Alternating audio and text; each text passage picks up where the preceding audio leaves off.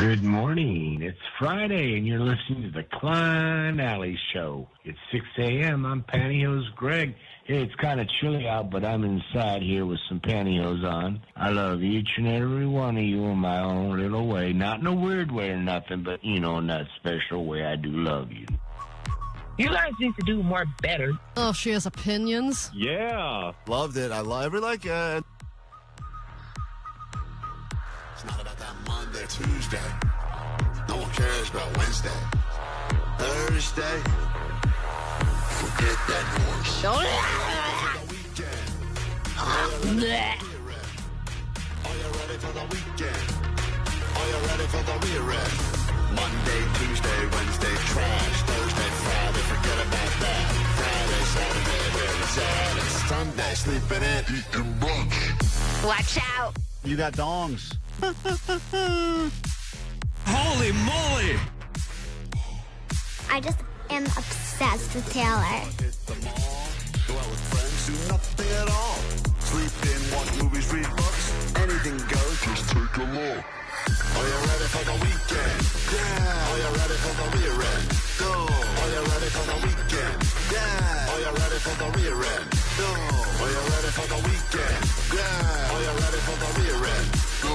Are you ready for the weekend? Yeah. Are you ready for the rear-end? No. Are you ready for the weekend? Yeah. Are you ready for the rear-end? No. Same thing happened to me at one of those fun massage parlors. Klein Alley Show. I don't know. Y'all guys bring up my mood every time. Every time I'm in a bad mood, y'all lift me up. I turn on the show, and it helps me so much. I appreciate everything y'all are doing. Welcome to the chocolate factory. 106.7 KROQ FM in HD Pasadena, Los Angeles, Orange County. This is the world famous KROQ. Oh, yeah, welcome to your weekend, and here we go. Big day today. Tickets on sale. KROQ's 33rd annual Almost Acoustic Christmas. I'll be one of the people in line buying tickets. Start trampling now. Trample now. Ask questions later. 6 hours from right now, a little less. You can get those tickets starting at noon, and we're reminding you because we truly do enjoy that one night of the year where we all get to hang out together, listen to some great music, and learn how to pace ourselves properly with alcohol. That's what it's about. Good morning, and we got a decent show planned for you today. We'll tell you all about it. Also get you some tickets to that show. Last chance to win tickets before you can buy them coming up a little bit later this morning. We'll tell you exactly how you can get those tickets from us, but you are forced to listen just a little bit longer. I'm Klein. That's Allie. Morning. In the back room, you got, let me see if he's back there. There he is. That's Postmaster Johnny getting ready for his big in-studio Johnny Doesn't Know game later on today.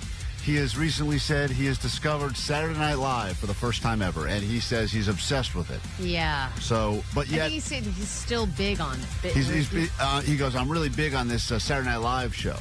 And we go, well, it's been around for like 50 years. He's like, no, I did not know that. He was like, did you know John Lovitz was on SNL? And we were like, yes. So today we'll get into some Johnny Doesn't Know Saturday Night Live, because apparently... Does he like the newer stuff? Does it like the current stuff? Or he's is going he like through every year. Omar, I got to be Yeah. honest, I'm convinced he's not even watching Saturday Night Live. Hey, I don't. brother, Oh, really? I don't even know I what. do love the current season. Bo John- and Yang, Chloe Fineman, all those fools are really great. I All love right, but Johnny, like we'll get into this later. What Johnny doesn't know, but like, do you know the address where Saturday Night Live is shot? them. Who knows the great actual question. street address, bro? That's like Everybody in does. New York City, dude. So, Oh. we'll get. Do you know the address? It's pretty well known. The address where they shoot Saturday Night Live and have since the beginning. Like 13879 Blackman Street or something like You that. got it. Wow, you know got it. We should just cancel Johnny Doesn't Know Apparently. SNL. Guys, Do you know what day of the week they do the show? what is that address you just gave us? Blackman Street? What is that? I was gonna say like Hancock or something. I don't know. It's like one of those like Why are both of them so Greenfield gay? Street. I don't know. Greenfield. I don't think we can say Blackman followed by Hancock on the show. That's going to be a real problem for some reason.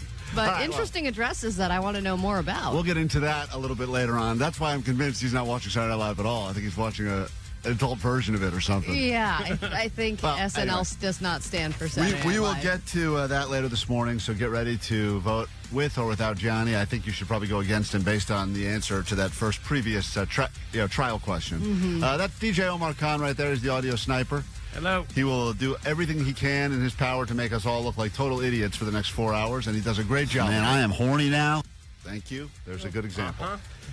Jake the Nerd is right there. Jake the Nerd. Jake the Nerd, also known as the Ace. You'll have a chance to go against Jake the Nerd later on today with some Allie Knows the News, Pick Your Poison Friday, and other things to look forward to. Vanessa back. Hey, Vanessa, I want you to know something. Watch out.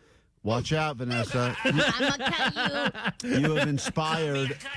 You have inspired so many songs since your return from Colombia, and this one will be useful for someone that would like to battle for $100 of Allie's cash coming up in just a few moments. I want you to hear this because I don't think you realize how much you inspire. And what is the thing you hate most that we do on the air? The thing you don't like that we talk about you the most about? That I'm related to cocaine. Something with me and cocaine. Right. Such terrible joke. Right, she hates the joke. It's a stereotype. Pull that clip, by the way. Such a terrible joke. We got to drop that all the time. Anyway, so as a result of that, you have inspired this song. Vanessa's back from Colombia with a kilo or two. Let's find out who the hell knows the news. Ooh, or harder, or ah. All right, we'll get into that a little bit later on today. That'll be coming up in moments. But first, your hype song. Or harder, or ah. He's making fun of me. What did I? Yeah, how did you not get that? I don't know. What? Ooh, or harder, or ah. Ooh, or harder, or ah. That's an Easter egg for you. When did I even say that? I don't actually remember that either. Jesus Christ. But you know what, Vanessa? We only make fun of you about the cocaine thing because it makes you so angry. You know what? I love cocaine. Let's do it! There's your hype song. Pull that clip now. I think we got a few of them in there. Let's get you hyped up for the weekend, and then we will get into today's show complete after this.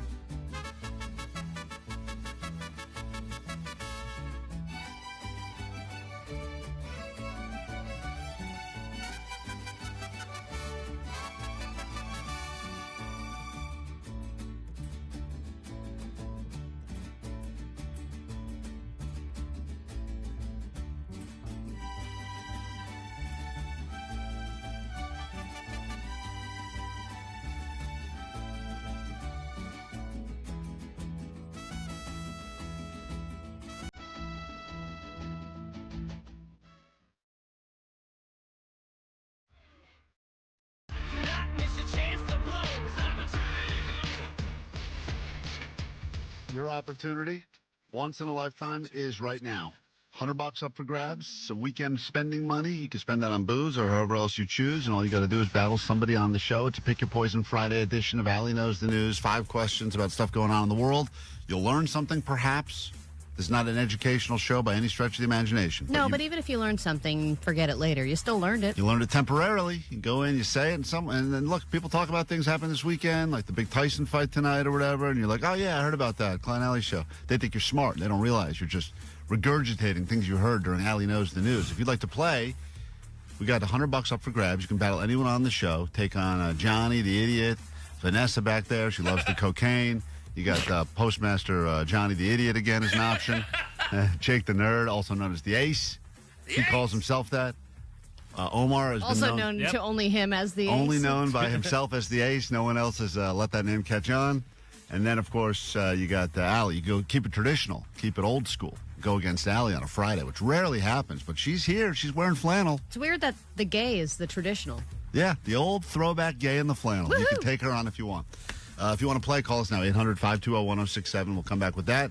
Then we'll get into the complete show we have for you. I saw a crime that unfolded before my very eyes yesterday. Oh, great. All right, what shoe did you see? No, this was a real one, Allie. What dog statue did you rescue this time? I was in a cop shootout.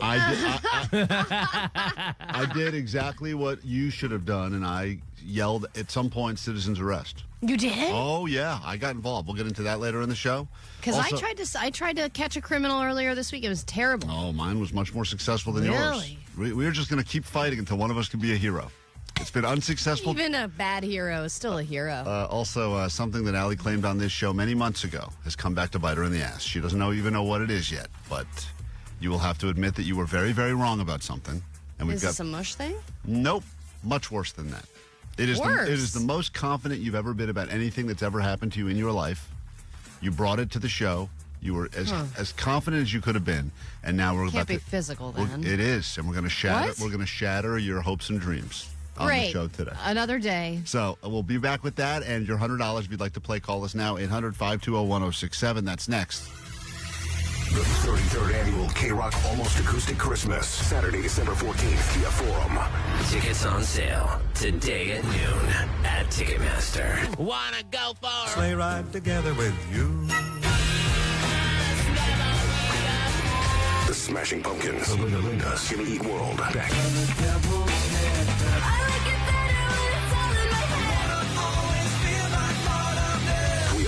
Royal Otis, Sublime.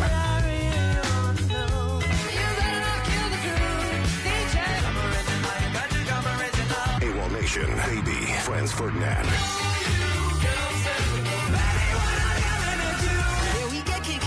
The 33rd Annual KROQ Almost Acoustic Christmas, presented by Gain. Here comes Santa Claus, here comes Santa Claus. Proceeds benefit Carlos Ninos and Al Wooten Jr. Youth Center. From Gain. Mix, match, more happy. KROQ. Right now.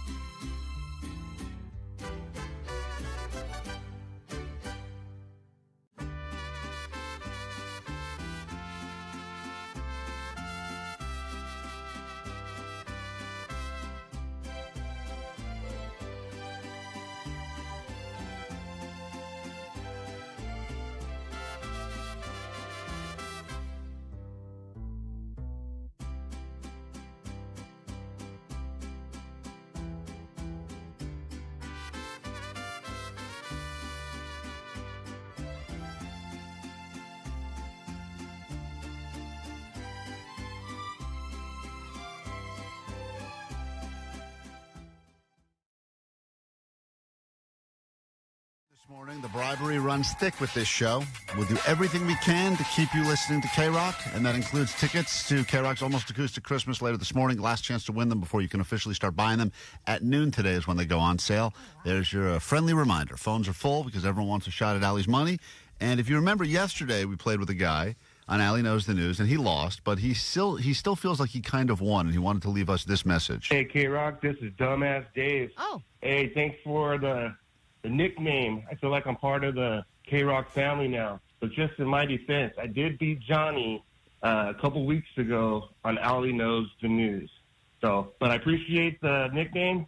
Every time I call in, you know it's Dumbass Dave. So this guy lost and earned himself a nickname that a lot of people would think was offensive, but he's thrilled about it because now he feels like he's in the inner circle of our family, and I will forever remember Dumbass Dave. Yeah, I mean, we've got Pantyhose Greg, One Arm Gary, we've got Four Loco Freddy, and now we've got Dumbass Dave and Cripple Cody.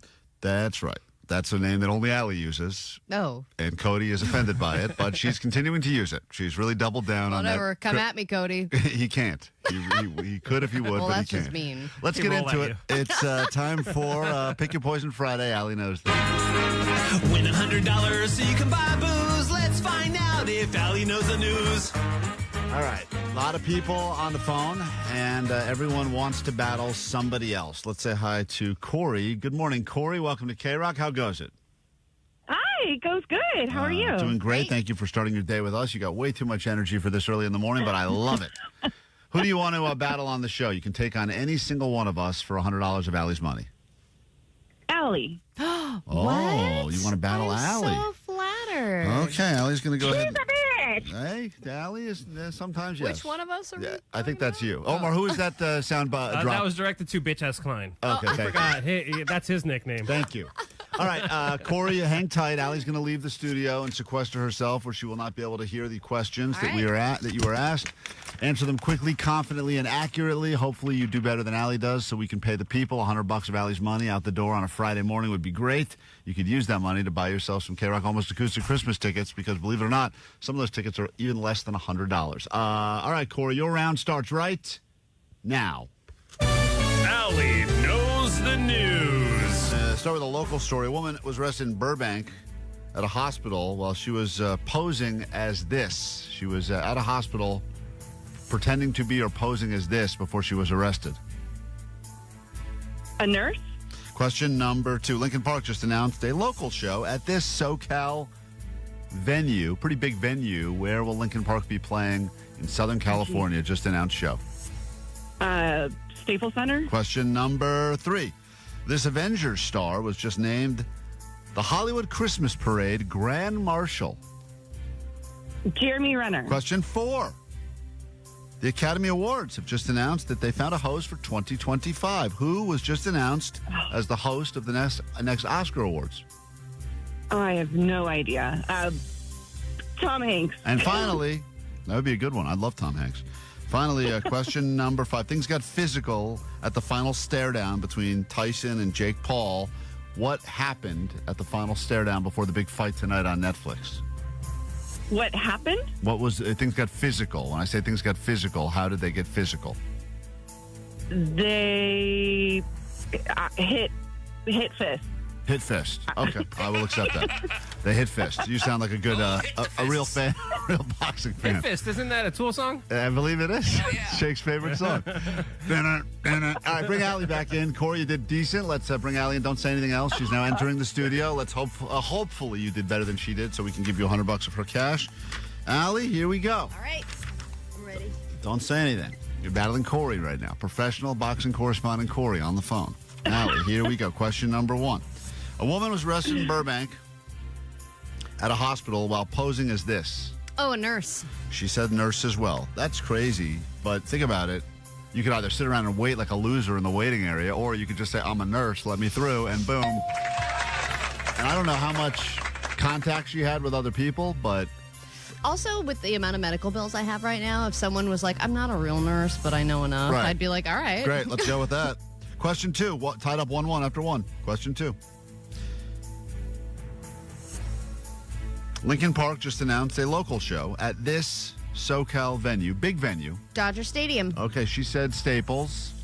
I don't know if you heard the sad news that Staples has changed into crypto, but will always be Staples to a lot of us. Meanwhile, it doesn't matter because Allie's right. They'll be playing at Dodger Stadium. I wonder if the renovations will be done by then. I'm sure they won't be. Question number 3. Allie goes up by 1, 2-1 as we go to question 3. This Avengers star was named the Hollywood Christmas Parade Grand Marshal. Oh, yeah. God, it's Jeremy Renner. That is correct. She got that as well. 3-2 as we go into question number 4. Allie just has a slight lead, but there's still a comeback in your future. Question 4. The Academy Awards host of the 2025 Academy Awards has just been announced moments ago. Breaking news this morning. Who did they say will be hosting that award show? That would be Conan O'Brien. Wow, she guessed Tom Hanks. Great guess, and I'd love to see that guy do it. But the correct answer is everyone's favorite ginger, Conan O'Brien. I love him. I'm so ready. And finally, we go to question number 5. And I don't think anymore. There's no more victory for you, Corey, but let's go ahead. There's no more victory. No more victory in your future. Boo. Things got physical at the final stare down between Mike Tyson and Jake Paul. What exactly happened when I said things got physical?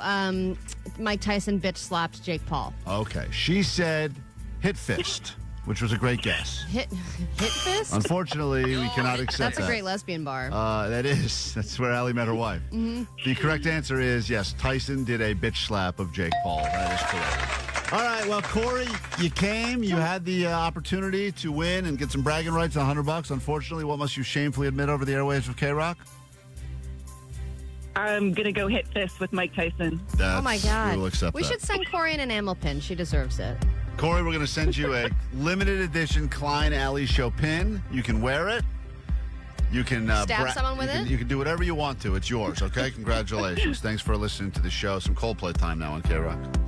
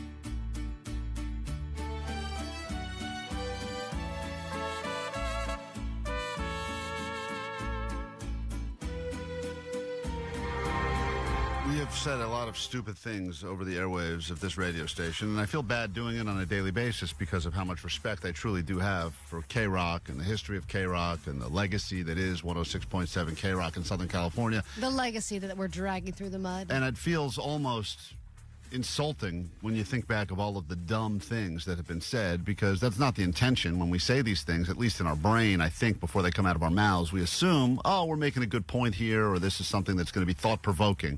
But I would say that one of the things Allie said about 6 months ago may go down in history as truly the dumbest thing that has ever been said in the history of this radio station. And that's saying a lot, because, Omar, you've been here a long time, and there have been quite a few dumb things said on this radio station. But that is correct.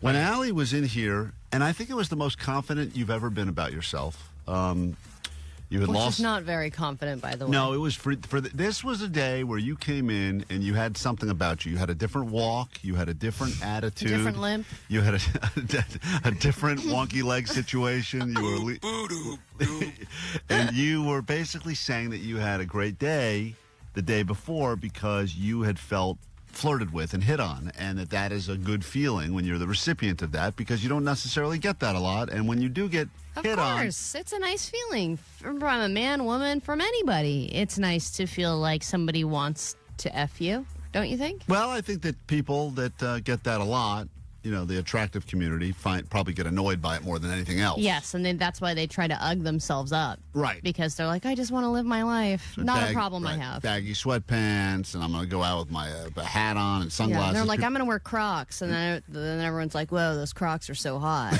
Look at that hot girl in Crocs. Like, It's so hot, man. yeah. So this was the clip. I pulled the audio, and the reason I'm playing this for you now is because something so drastic has happened as a result of what you said on KROQ. You don't realize the power of words. I think they teach you that when you're learning about bullying in school. But you said something that has forced an entire corporation, a pretty big one, by the way, to put out a statement, a very public statement, to basically say what you think happened to you is wrong. What? Oh, this is going to be the greatest thing ever, because Allie will be eating her words, and they will be delicious. This was Allie on the airwaves of KROQ about 6 months ago. I get flirted with all the time. They're always asking me what my plans are later today. That's not flirting with you, by the way. That's called small... See, this was Allie... Is this about Trader Joe's? This was Allie talking about when she went to Trader Joe's to return some moldy tortillas, and she couldn't believe how great the experience was because everyone there was, as she claims, quote, flirting with her. And she'd never felt better about herself. In general, when I go there, it's like, oh my gosh, I never knew we had these wasabi peas. And I'm like, I know. And they're like, wow, what are you doing later on? And I'm like, well, I'm just going to be, shaving. And they're like, whoa. That's a good follow-up. And they're like, cool. Oh, man, I wish I didn't have to work so much today. It's like obvious what they want from me. Let me let everyone hear this 30 seconds of you bragging about how hot the employees at Trader Joe's made you feel, and then I will share with you something that I think is going to devastate you. So you think because around here we're so mean to each other that when someone is even just baseline pleasant, you think that means flirting? They also ask follow-up questions. But, Allie, that's not flirting. Good-looking people, I feel like when anyone talks to them about anything, they assume they're being hit on and flirted with because they're good-looking. People that look like us, that's not flirting. That's just called conversation. But it's just not... Why would they make conversation with me if they didn't think I was hot? It's because they are told to be pleasant there. Okay, that's why. Well, that's the question. A lot of people believe that it's a calculated tactic to keep us coming back and distracting us from things like moldy tortillas. And the CEO of Trader Joe's has addressed it. So this was a conversation we had on the radio, clearly riveting radio. Yesterday... that was a low light, but we're playing it. I'm driving on Van Nuys Boulevard in the Valley. I look up, and there's a giant billboard, which I've never even seen a Trader Joe's billboard before. I didn't think they had to advertise. I don't think they do billboards. I want you to see this picture of this billboard because I think that you have now inspired them to protect their own reputation. Why don't you take a look at that billboard, Allie? Took a picture of it, printed it out for you. Trader Joe's, service so great you might think we're flirting with you. And then an animated picture of a frog in a tuxedo. I think that was you. Which I think they were drawing you. Returning my moldy That was tortillas. a picture of Allie. So look, this is what I'm saying, though. They had to put up a billboard to clear their name because they didn't want anyone in the world thinking that they were flirting with you. that they No, felt. you know what? They probably had to put this up because of a lawsuit. No, I don't because think so. somebody actually did flirt, and then, they complained, and now they have to put up a billboard saying, hey, you might think we're flirting, but we're just nice. So for anyone, but in my case, they were. For anyone that had a pleasant experience at a Trader Joe's and thought to themselves, wow, you know what? I was feeling pretty low on myself buying a frozen meal for one. Going to polish off some of those peanut butter cups in the parking lot. Thought it was all cool with my Amy's. But it turns out that they wanted to be very well known that they are not flirting, and especially with you, Allie. I mean, it's almost like they put that billboard up just for you to see. I mean, they did get my legs. Nailed it. They nailed it. So, I stand by my experience, okay? It was a once-in-a-lifetime compliment. 818 says the Trader Joe's employees always with the small talk. Pretty annoying when you've got somewhere you got to go because you feel like you got to jump in. Meanwhile, someone says, I work at a Trader Joe's. No, Allie, we're not flirting. Damn it!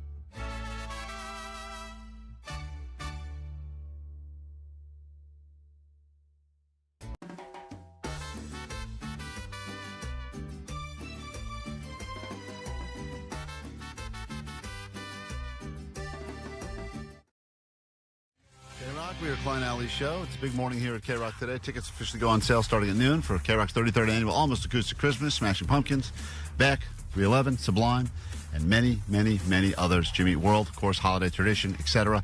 You can get those tickets starting at noon or win a pair from us later this morning. Today is the day that we will ask you the times that you were almost famous. Perhaps something happened.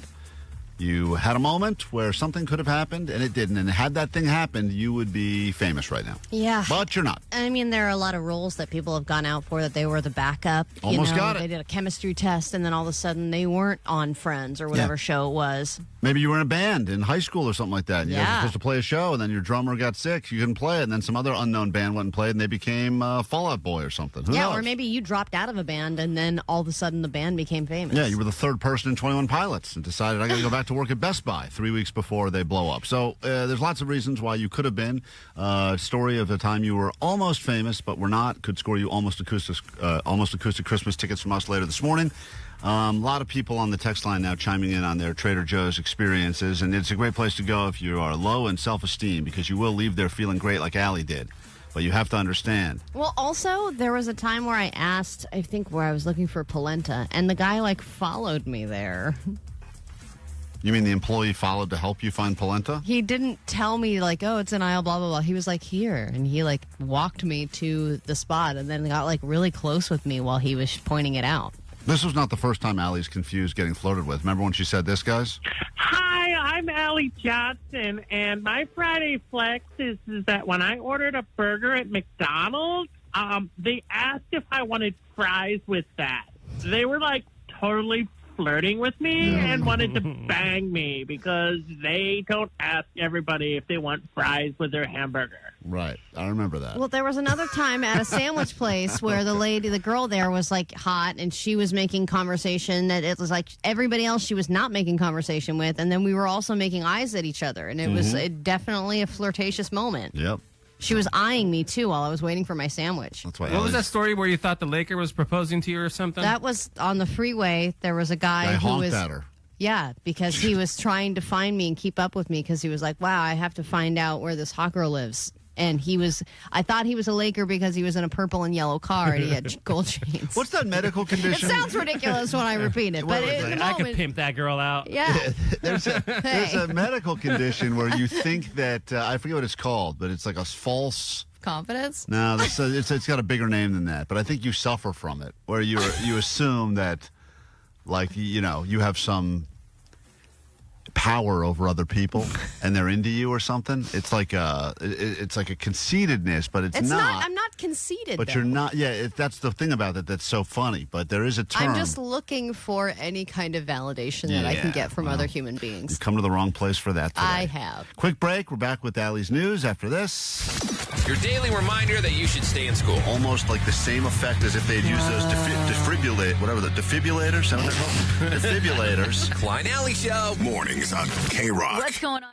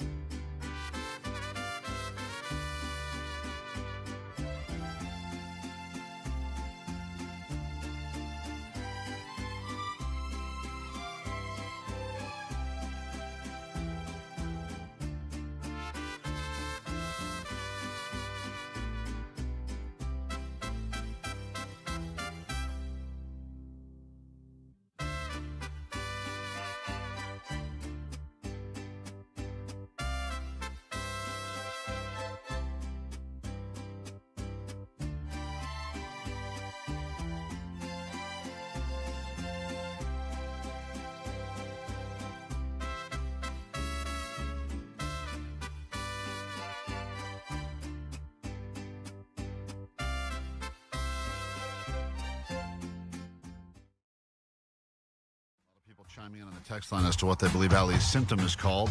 310 said Allie must have Munchausen syndrome, but for flirting.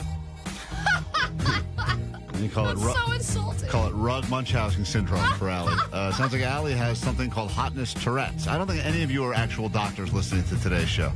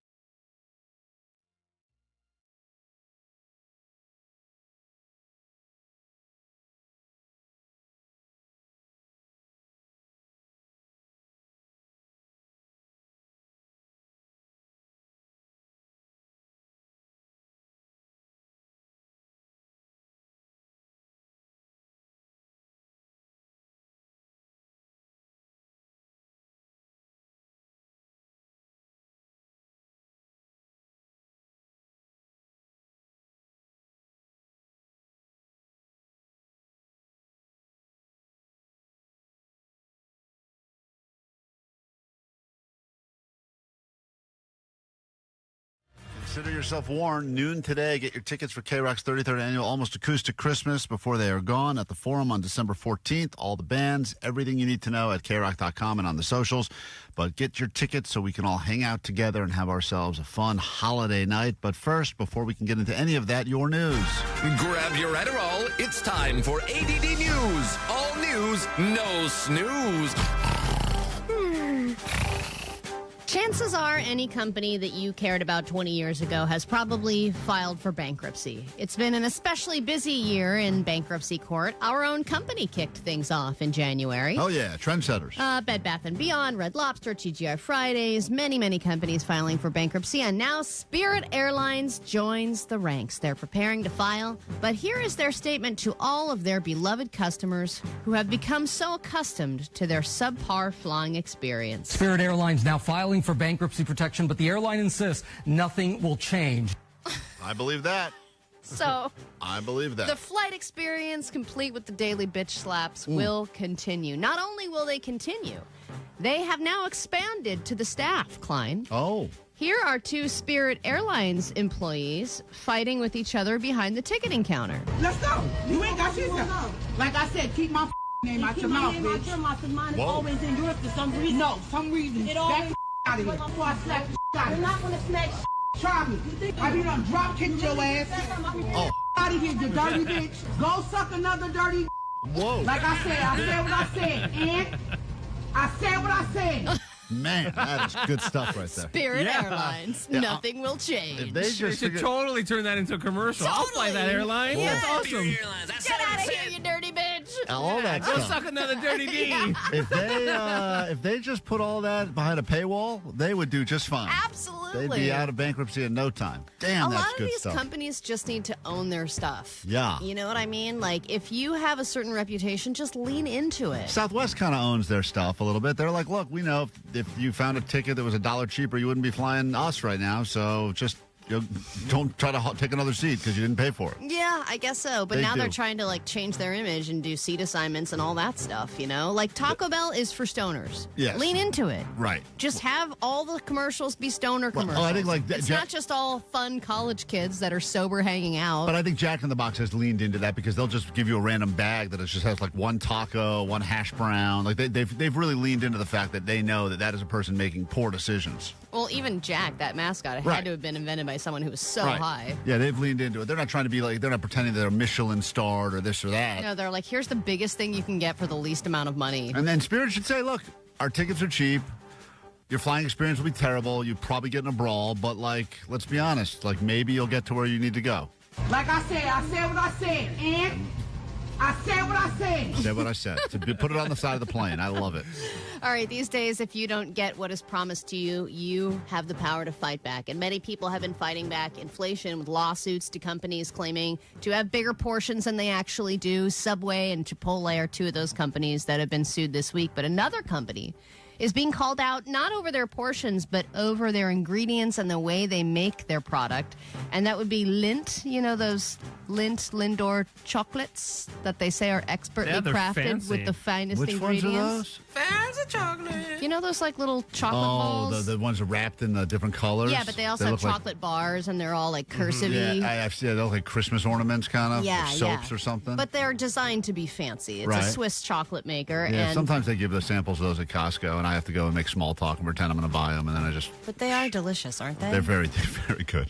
So they say on every box that they are, quote, expertly crafted with the finest ingredients. But then, according to a lawsuit, studies showed that they were among the 8 products found in high levels of cadmium, a chemical element that can lead to health issues with kidney, liver, and heart. Well, whatever. And now- Cadmium's delicious. 'cause, I know. Whatever those things... Cadmium egg. The middle... I want a cadmium egg. The middle of those things is like liquid, not liquid, but it's like a softer... It's nougat, isn't it? I don't know what it is, but I like what they got going on there. I don't care if it's going to give Yeah, you it's lead like half poisoning. liquid, half solid. But they have now said publicly their admission. They have made an admission saying that they are not expertly crafted with the finest ingredients. So that's what they have to get rid of. That They're like, phrasing. by the way, these are not expertly crafted. It's just Eric. Yeah. Exactly. Some guy wearing a hairnet is like, hi. I've been doing this for a while. Everyone loves it. All right, here are the top 10 passwords that have been revealed by the United States as the worst passwords ever for 2024. These are some of the most common passwords, but some of the worst ones I bet I used 3 of of the them. year. Go ahead. Let me guess. Password $12345 $. Well, I mean, you're not too far off. It's actually even worse than that. Hold on a second. These are the worst List one passwords. away. If you have these passwords, don't use them because apparently these are the most common ones. And these are the ones that you will most likely get hacked if you use. So the first one is 123456. Love that Then one. we've got 123456789. Right, because they make you add more when you got to change it. And then when you have to change it, they go 1234567 Skip the 9. Right, smart. No special characters yet. No. Nope.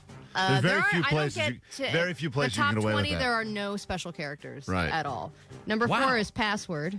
Oh, I love that. That's good. No caps. I got to write that down. Password 1 is also on there. QWERTY 123, which is just, running your finger over the keyboard there. Then you got QWERTY 1, and then my favorite is 111111.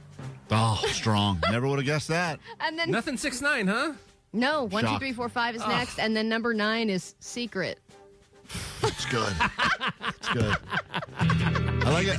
I like it when they shame you after you put something in that you feel good about, and they're like, isn't "This strong is enough." too easy for some And you're like, any idiot to override, guess." override. And you're like, "All right, I'll just go back to password 1234569." Smashing Pumpkins will be at Acoustic Christmas. Will you? It's KROQ.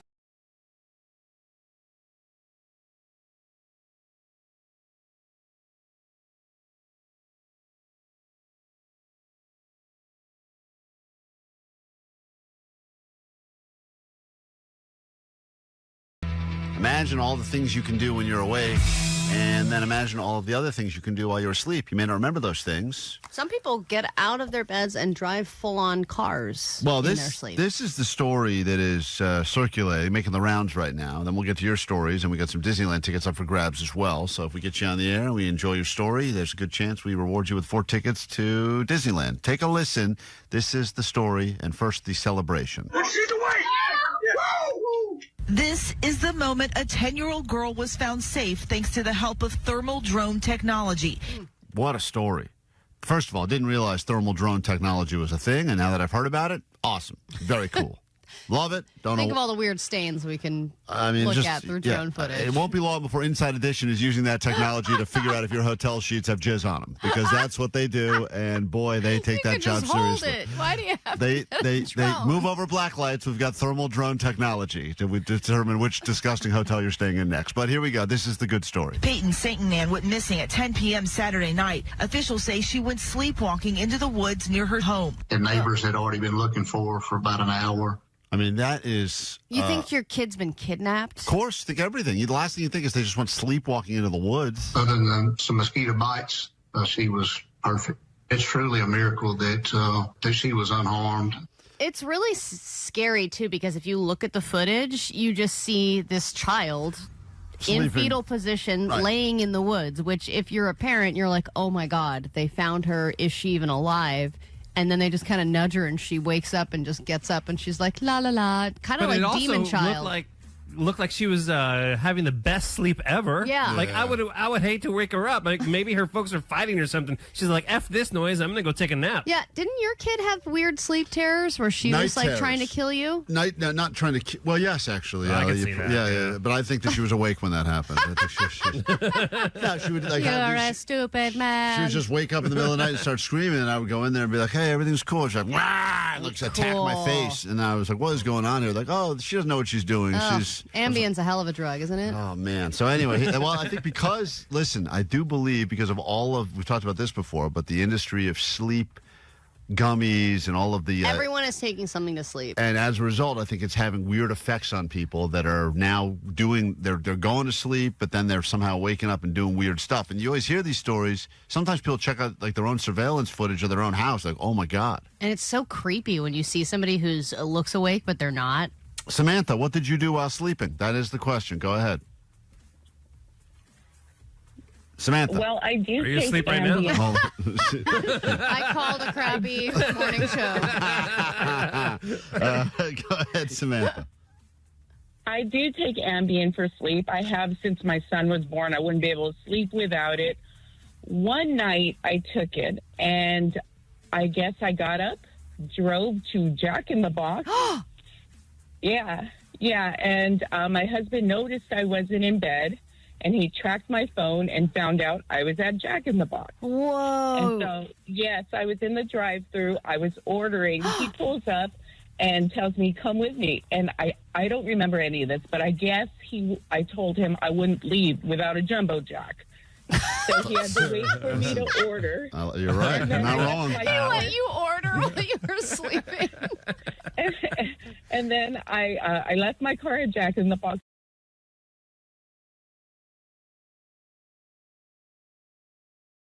So freaking lit. I'm liking the YouTube channel because on your breaks, I get to take a shot because it's all the Mexican music playing. Yeah. Love you guys. Sweet dude. All right, so there you go. You can watch us on YouTube live as we do the show. We don't even know what they do while we're playing songs or in commercials because it's just a lot of eavesdropping in on what happens here at the studio. And you get to look at us like staring at zoo animals almost, what it feels like. We're here. You go to the zoo. And just like a regular zoo, we're always sleeping. Yeah, we're just like, you're waiting around for them to do something. You're like, oh, come on, I'm here. Throw some faces. Right. So we'll do that during the next break. I promise you that. Just another Friday. As we mentioned, Almost Acoustic Christmas tickets this hour, and we want your stories of times or a time that you were almost famous. Now, there's a million reasons why that could happen. Maybe there was a serial killer on your street. Took out a couple of your neighbors, but not you. Maybe that's why you were almost famous. Maybe you were going to marry somebody famous. Maybe that could have happened. Dated a guy, ended up being, Steve Jobs or something. Who knows what the story is?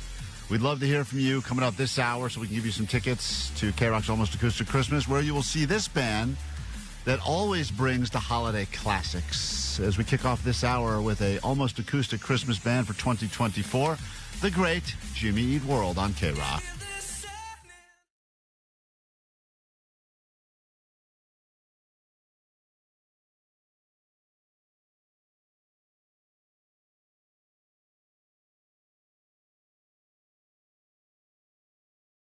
We came home, and ever since then, he puts a baby gate at the top and the bottom of the stairs. No. So I won't leave, yes. It's kind of sad when Yes. the baby gate is being used for you. is being used for you. And it's so easy to step over it. Yeah. What? But it's at the top. But it's at the top of our stairs, so I'll fall down the stairs Right. if I. Well, what happened to the Jumbo Jack? Did you get it home with you? I ate it. Yeah, Oh, he good. says I ate it. Okay, good. Dude, good. I'm amazed that people can drive. Like, you think about autopilot when you're actually awake while driving, but you're in autopilot and you're not really thinking about turning. I guess that's what your brain is doing. You're just able to function and able to make turns and drive safely while you're totally asleep. I'm blown away by these people that are able to accomplish things while sleeping. Ariana, you're on KROQ. Good morning. What happened? So I don't think mine is accomplishment, but I have slept walk into the kitchen, opened the drawer where the veggies go, peed in it, and ate a raw egg. You Wait, sure? whoa. Are you sure you How? were sleeping during this, or you just was Yes, that your excuse the next day? No, I was sleeping. But it's so weird because I could kind of like vividly remember it the next day, but as I'm doing it, like I just feel like it feels like I'm dreaming on the toilet. And are you on any sort of like an Ambien or a sleep aid, or was this just all natural? Just natural. You ate a raw egg, like bit into the shell and everything. Yeah. Whoa. And then what? So in the next morning, you go into your fridge and you see just like a bunch of urine sitting in your vegetable crisper, and you're like, oh, it was me again. Well, let's be honest, that vegetable crisper is the most unused drawer in the fridge. And So at least urine is probably so sterile, it keeps it fresh. right. That is wild.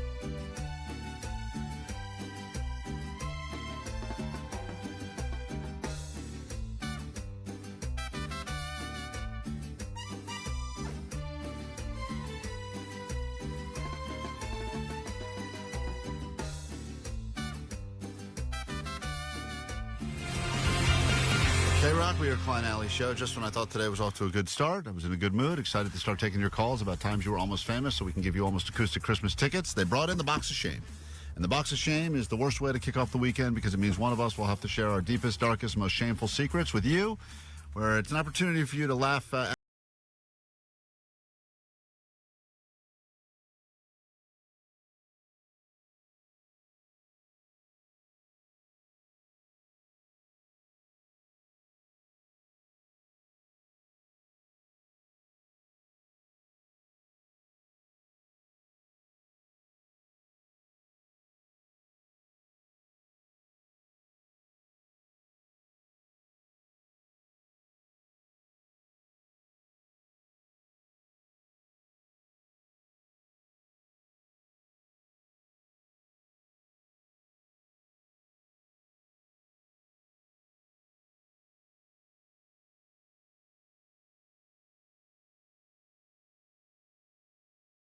child get ridiculed for having an accident when they actually farted. Oh. Who is that? All That's- right. Well, I guess I'll jump in here. Oh, Allie, you are Rip Nasty. Okay, hold you on a really second. are. Rip nasty. You are rip nasty. I'm not a person who's always doing that, by the way. I'm not a person that's always doing that. What a strange I don't thing rip nasty all day, That's not every what day. the drop says. But that was a fake voiceover commercial that you guys had me audition for. It's not like I have a reputation for doing that, okay? Mm-hmm. I'm not like a tutor. There are people who are tutors, and I'm not one of those people. Now, I did take my kid to a gym. It's like a little baby gym, right? And it's like, all kids his age, like 2-3 years old, and they're all crawling around and falling off of, foam stairs and stuff like that, and everyone's having a good time. Now, there are a couple of foods that will get me going, and I happened to eat one of those foods a couple hours before the gymnastics class. In the class, I happened to do a little toot, and it happened to have a certain aroma, okay? God, you're rotten. A monster. Again, I rip nasty all day, every day. Nope, just once in a while. Can you add once in a while to that clip? Nope, because you admitted it. You rip nasty all day, every day, and now you were telling a story about you ripping nasty at a kid's gym to the point where a kid got ridiculed. Talk about safe space. Not Everybody smells there. apparently not. If a kid Oh my got, God! It so smells what like happened? farts and boogers everywhere in So those you places. thought you could just go squeeze one out and it wouldn't get. Yes, I thought it would just mesh in with everything else, all the stickiness and the gross. So then I see some of the parents start looking around. And then I see one mom go up to her kid and start smelling the kid's butt to check if the... Right, yeah, like blame, like everyone's like, oh God, I hope this isn't my kid. This one smells terrible. Yeah. I rip nasty all day, every day. There's Allie sitting there knowing. That's so shameful that you know it was you, and all these parents are going up one by one sniffing their kids' asses, hoping it's not their kid because they're I'm like, the only one not checking their kid's diaper because I know that it's not me. you can even do a fake Or sniff it's not anyway, him. just to get in on it. Just be like, oh, it could be anyone here. Oh, yeah, I kind of did that fake look around too, like, I don't know, ooh. And then this lady pulled her kid's diaper, like to go check. Right. And she was like, well, I don't... Welcome to the chocolate factory. She was like, did a real butt sniff and then looked down there and she was like, I don't see anything, but I smell it. And then she was like, you know what? I think we're just going to go. They left. Oh, poor kid. I think she thought that it was like that the kid did crap, but that she just couldn't see it and she didn't want to be embarrassed. So she left. Why don't you stand up and just say to everyone, And hey, it was guys. like 10 minutes into the class, I felt bad because, you have to pay to be there. Yeah. And so her and her kid really missed out on, good experience. They were working on the high beam that day, and I don't think that kid will ever get that experience back. Man. Because I was the one who did it. Yeah, you sure But I did. wasn't going to say, by the way, it was me. Why would I? I rip nasty all day, every day. Say adieu to your PU with Go-Go Gas. You need that, Allie. No, I don't. Too bad that's a fake product. So Wish it was real. I do feel bad because I let a toddler take the blame for something that I did. And, the mom lost money and all that stuff and felt embarrassed. But, I got away with it All right. until now. Well, there you go. Box of shame. Well done. We'll never bring that up again. Great. I don't know why I even had to write that down. It doesn't necessarily feel good to get it out. I mean, it actually felt good to get it out at the time. Sounds like it did. Tell us about a time that you could have been famous, were almost famous, so many different things could have potentially happened in your life. Could have dated someone, could have married someone. Maybe you did get married and get divorced, then all of a sudden your ex did something, got super famous. There's a million ways it could have happened. You were in a band. Some of the people in the band started a different band. That band took off. You went up for a role. I think last year we did Almost Famous for Almost Acoustic Christmas, and we talked to the guy that almost got the lead in A Christmas Story. Yeah. And look how He was like famous the- that kid is. He's still on panels Right. at every Comic-Con. I mean, This that guy is thought he like had the job, and then at the last second he didn't get it and went to the other kid. Yeah, I know. So and I here's think the there was question. like a crazy reason why he didn't get the role, too. Call us now, 800-520-1067, a time that you could have been or were almost famous to score your Almost Acoustic Christmas tickets that go on sale today at noon. We got a pair for you right now. We'll take your calls next on KROQ. The 33rd annual KROQ Almost Acoustic Christmas, Saturday, December 14th, Kia Forum. Tickets on sale tomorrow at noon at Ticketmaster. Wanna go for Sleigh ride together with you. The Smashing Pumpkins, the Linda Lindas, Jimmy Eat World, Beck.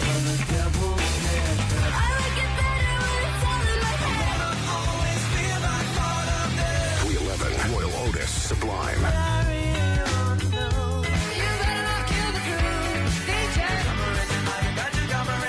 AWOL Nation, Baby, Franz Ferdinand.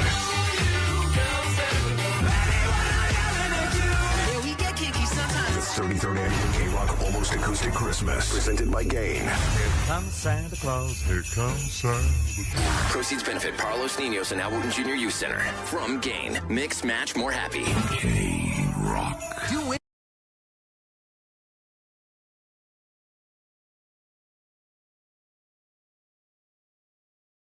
Oh, man. How did she get in there? Like, what kind of angle? That's a good song. I know. That's What what the hell. I think she pulled it out and sat on it. I actually could see this. I actually think this is kind of a good idea. Yeah, that's the weird. That's the least weird part of the story. It's like a weird bedpan. All right, let's say hi to. Man, I can't believe all these things people have done while sleeping. It's really crazy. Jerry, you're on KROQ. Good morning. Welcome to Klein Alley Show. What's up? Hey, good morning, Sweet Dibs. Sweet Dibs. What did you do while sleeping? Kind of similar situation where I woke up just in the kitchen and realized I was just grubbing leftover pizza, wings, ranch, and just woke up just covered in like barbecue sauce from the wings. I mean, good way well, to you wake can't up, hear right? it in your voice or anything. Yeah, don't sound like a guy that would do all those things. You know, it's interesting because the woman we just talked to ate a raw egg. She didn't have any concept of putting together a meal of any sort. I bet she ate the shell too. But, just like, but this guy actually he was sleeping, but he still had the wherewithal to be like, I need ranch to dip. Yes. Like it is kind of. I wonder if he heated it up or if he just like ate it out of the fridge. You know, like do you prepare it? Jerry, was that cold? A cold grub of the wings, or was there a preparation? Cold. Yeah, just cold, straight out of the fridge, dip it in the ranch, whole 9 yards. Let's say hi to Lily on KROQ. Good morning, Lily. What did you do while sleeping? That is the question. After a girl was discovered in the woods, she left her house, left her bed, walked in the woods, fell asleep, was discovered by thermal drones. Happy ending to that story. These stories, the ending's not nearly as happy. The woman just urinated in her vegetable crisper. I can only imagine what you've done. Hi. Hi, Sweet Dibs. Sweet Dibs. Hey, so yeah, I actually went to Electric Daisy Carnival, EDC, and I actually fell asleep at the event. I was so tired from partying all night that I was like, you know what, I really need to take a nap, and just kind of took a nap at the middle of the carnival. See, that's an interesting one because that's reverse, where you're somewhere where you shouldn't be sleeping, but you end up falling asleep, and then you're there, and everyone just assumes you're all probably drugged up, so you're sitting there. But I think some of that music, it seems like it's supposed to pep you up, but it's like that steady beat could probably be a little bit of, like, it probably relaxes some people. This is interesting. Vanessa, you were sleeping, but you still accomplished something. What was it? I did. So I was making a cheeseburger in the kitchen, and when the noise woke people up and they came to check, I tried to escape through a second-story window. Oh, my. All while sleeping. Whoa. And why is this? Obviously, you're sleeping. You can't really defend your The actions. cheeseburger, they know! But Like, why was that? Were you wearing that little mask? Yeah. Why did you attempt to go out the window? Was that also, like, I'm always curious, was this all natural? You on a sleep gummy? I have no idea. You don't know. I have no idea. It was all natural. No, I was young at the time. Damn, did somebody stop you before you jumped out of the window? Yeah, they grabbed me. My grandma grabbed me before I could. I punched the screen out and tried to climb out of the window, and she grabbed me. And I have no recollection of it whatsoever. But apparently the cheeseburger made it out the window, and I Oh, man. That's the greatest shame And of one all. person's walking by, and they're like, whoa, cheeseburger. My just landed. my prayers have been answered. Klein Alley Show!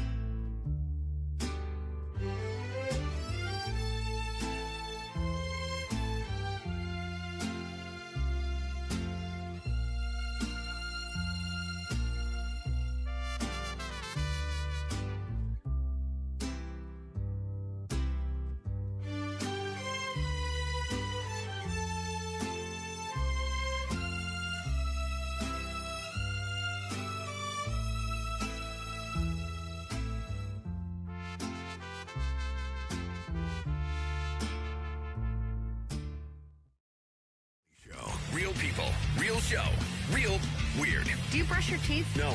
Ugh. I don't believe in the science behind it. Okay? Mornings on KROQ. How'd you like to join us? KROQ's Almost Acoustic Christmas, happening December 14th at the Kia Forum. Smashing Pumpkins will be there. 311, Sublime, Jimmy Eat World, Beck, and many others. And all you got to do is get on the phones right now at 800-520-1067 with a time that you were almost famous. Doesn't necessarily mean A-list famous, but perhaps something in your life happened or could have happened or should have happened, and you were moments away from tasting fame. Maybe it was because of the news, or a band you were in, or a big crime that was committed. Fame takes many forms. Many forms. Looking for your stories, and we will get you on the air next. Someone who is almost famous will be at Almost Acoustic Christmas as our guests, and we'd love it to be you. 800-520-1067. Your stories next on KROQ.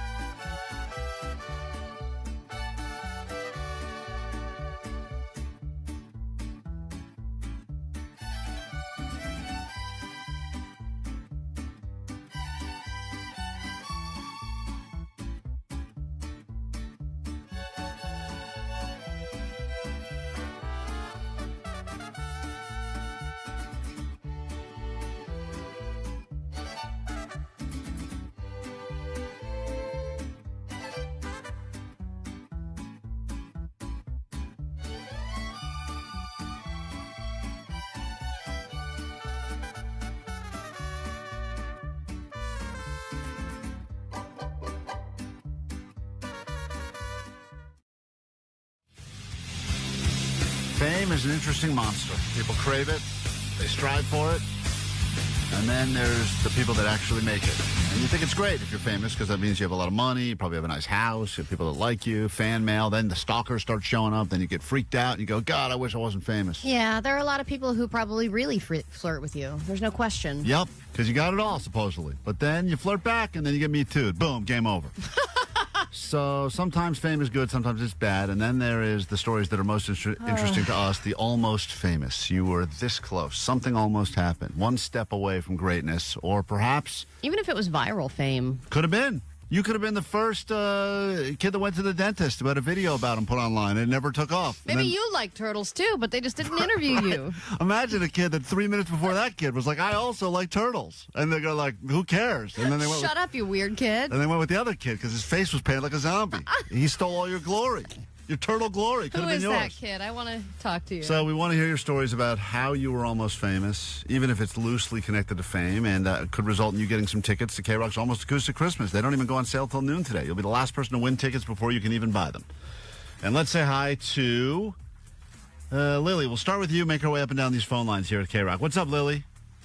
Hi. Hi. So my uncle almost married Heather Locklear's sister, Colleen, but then got arrested because he was the biggest cocaine dealer. Oh. Well, that's interesting. Level of fame. The biggest cocaine dealer, like that was Like Escobar status, or? Escobar status? Yeah, he was like really, really big in my area, like huge. Everyone knew him. And he almost, let me just get your connection to fame. Your uncle almost married Heather Locklear's sister? Yeah, Colleen. Okay, just making sure. All right, that's pretty Colleen. famous. Yes, Colleen. Colleen. Yeah, of course. Colleen Locklear. Colleen Locklear. All right, so that's where we're starting. Okay. That's a place to start. So if you're thinking to yourself, He's probably more famous as a cocaine dealer. I would think so. Yeah, it would have been probably better to be like, my uncle used to deal coke to all of these famous people. Yeah. That would have been a better place to start. Let's say hi to, let's say hi to Wanda. Wanda, you're on KROQ this morning. 800-520-1067. Times you were almost famous could result in you getting some tickets to KROQ's Almost Acoustic Christmas. Last pair to give you before they're officially on sale at noon today. What's up, Wanda? Yes, I was at Starwood on Santa Monica in Hollywood. Go ahead. And David Lee Roth came up to me at the VIP, and he goes, my white Lamborghini's parked outside. I want you to get in it. I want to rub baby oil all over you and take you home. And instead, what I did was kick his butt, and I said no, and then I left. So that was my almost famous. Man, it's crazy to think that before Diddy, David Lee Roth was doing the baby oil trick. That's interesting. I didn't know. It's been a long history. Just some innocent baby oil, So though. he said, "Get it." That's a good line. I got to remember that. Get in my Lamborghini and rub baby oil on yourself. I'll be there in 20 minutes or whatever. I got to remember. And she's like, get out of here. And she's like, nope, not doing it. Let's say So hi. she would have been a famous, victim in a case? Or I guess she could have potentially. I mean, who knows? Had she gotten, what would have happened? How would her life have changed? You never know. Maybe she would have married him. That's the thing about fame. Jim, why were you almost famous? In 1985, I was almost on a TV talk show hosted by Gary Collins. And I was 15 years old. I got pulled out of the crowd, out of the audience in the studio audience, because I was kind of being clowny. So he thought he would like ridicule me a little bit, pull me up on the couch to put makeup on me, and I was almost on his show. And what was the show called in 1985? It was called the Gary Collins Show. He was a TV talk show host before there were TV talk show hosts. I don't know All if right, that. you were almost on the Gary Collins show. I like it. Is that more or less? Is that more or less impressive than the person whose uncle almost married Heather Locklear's sister? I think less impressive. Her name's Colleen, dude. Colleen Locklear. Excuse me. Know her name. All right, let's say hi to Danielle. Danielle, go ahead. Why were you almost famous? Dr. Drew actually mentioned me on Loveline back in the 90s. Okay. Oh, cool. Now we're getting somewhere. Why were you mentioned? TV Loveline or Radio Loveline? Ooh. Radio Loveline. Next. I'm gonna go with Colleen Locklear. No, I'm just kidding. That's impressive. And what else? Hold on. You said you have another thing that made you famous. You believe? No, that was. That's it. That's it. The Pacific Stock Exchange was trying to hire me for flashing my boobs at them. Excuse me. What happened? Who tried to hire you? I mean, breast. Sorry. You can say boobs. What happened? Breast. Sorry. Wait, what did you flash your boobs at? They told me not to say boobs. Who said not to say boobs? Whoever answers the phone call. Johnny. Johnny, are you an idiot? Do you think you can't say boobs on the show? You think the boobs is not allowed to? Remember when he spelled porn? Oh yeah, PURN, because he didn't think he could even spell porn on the radio. So wait, who did you flash your boobs at? The whole Pacific Stock Exchange. That's pretty famous. They held up signs saying hire her. Right. Okay. All right. Man, times haven't changed, have they? You were almost famous, but you weren't. Something could have happened, but it didn't. Hey, Amanda, what happened to you? Hi there. So I am a dental hygienist Go in ahead. Pasadena. Already you're in the lead. Just for that, you're already in the lead in this game. Go ahead. Okay. And I clean Pat Smear's teeth and his wife. Oh, from the Foo Fighters. Wow, that's pretty famous now. You clean the teeth of Pat Smear on a regular basis still. Yes, and his wife and his daughter. Guy's got good teeth. Wow. So what is the small talk like with them? Does he lie about flossing like the rest of us, or can you not talk about that? Right. Everybody lies about flossing. Got it. Yep. Okay, that's pretty it's time good. we stop lying, people. Listen, Just be honest. I'm going to say we have a new front runner in the Almost Fame game here at KROQ. You clean Pat Smear's teeth. She cleans one of the Foo Fighters' teeth. Okay. In Pasadena. Kim, you're on KROQ. Good morning. Why were you almost famous? So I had an audition to be on a TV show for Playboy on Playboy TV. It was my boyfriend and I. They picked me, but they didn't like my boyfriend, and so I turned it down. Was that you, Klein? No, I not like me. you, but not your boyfriend? No, but I've heard that many times before. I've heard that too many times to count. All right, that's pretty impressive, too. But once again... Better if it's Playboy TV and not Playboy Radio. Thank you, Allie. Really appreciate that. Anthony, you were almost famous. Why? I got scouted while skateboarding at Venice Skate Park for a drug-free commercial. Oh. Wow. This is the most important thing, where they wanted all the cool-looking kids to talk about how they didn't do drugs. Like, I don't do dope. And then they do and then they do a cool ollie, and everyone would be like, "Go and be like that guy, and not do dope and skate." So what happened? You're skating. They're like, "You could be in a commercial," and what happened? My parents ended up not taking me to the audition. Why? I don't know. Time, I guess. They just didn't have the time. Probably because I smoked weed also. Oh, that's part of it. That would be inauthentic. Well, especially if your kid comes home and is like, "Mom, a adult man scouted me to be in his drug-free commercial." They're like, yeah, you're being poached by a pedophile. Hey, Madison, why were you almost famous? We've got Almost Acoustic Christmas tickets up for grabs. We're looking for people that were just this close to fame. We've heard some great stories so far. Yeah, so in high school, my senior trip, we went to Greece on a cruise, and it sank, and I posted a MySpace bulletin about it, and when I came home, I guess my MySpace bulletin was all over the news, and people thought I died at my high school because they saw my face on the news, so I was kind of famous for like a week. Because they thought you died on a sunken cruise ship. Apparently, yep. Wow, that's cool. Yeah. Everyone was like, "Is she alive? Is she dead?" That's an exciting way to get famous. As you can tell, nobody we've talked to yet is famous, but some people were close. Almost. Cleaning the teeth of a Foo Fighter. Uncle almost marrying Heather Locklear's sister. How many degrees of almost? Almost getting into a drug-free commercial as a skater. The number to join us is 800-520-1067. We'll wrap it up and give away these tickets next.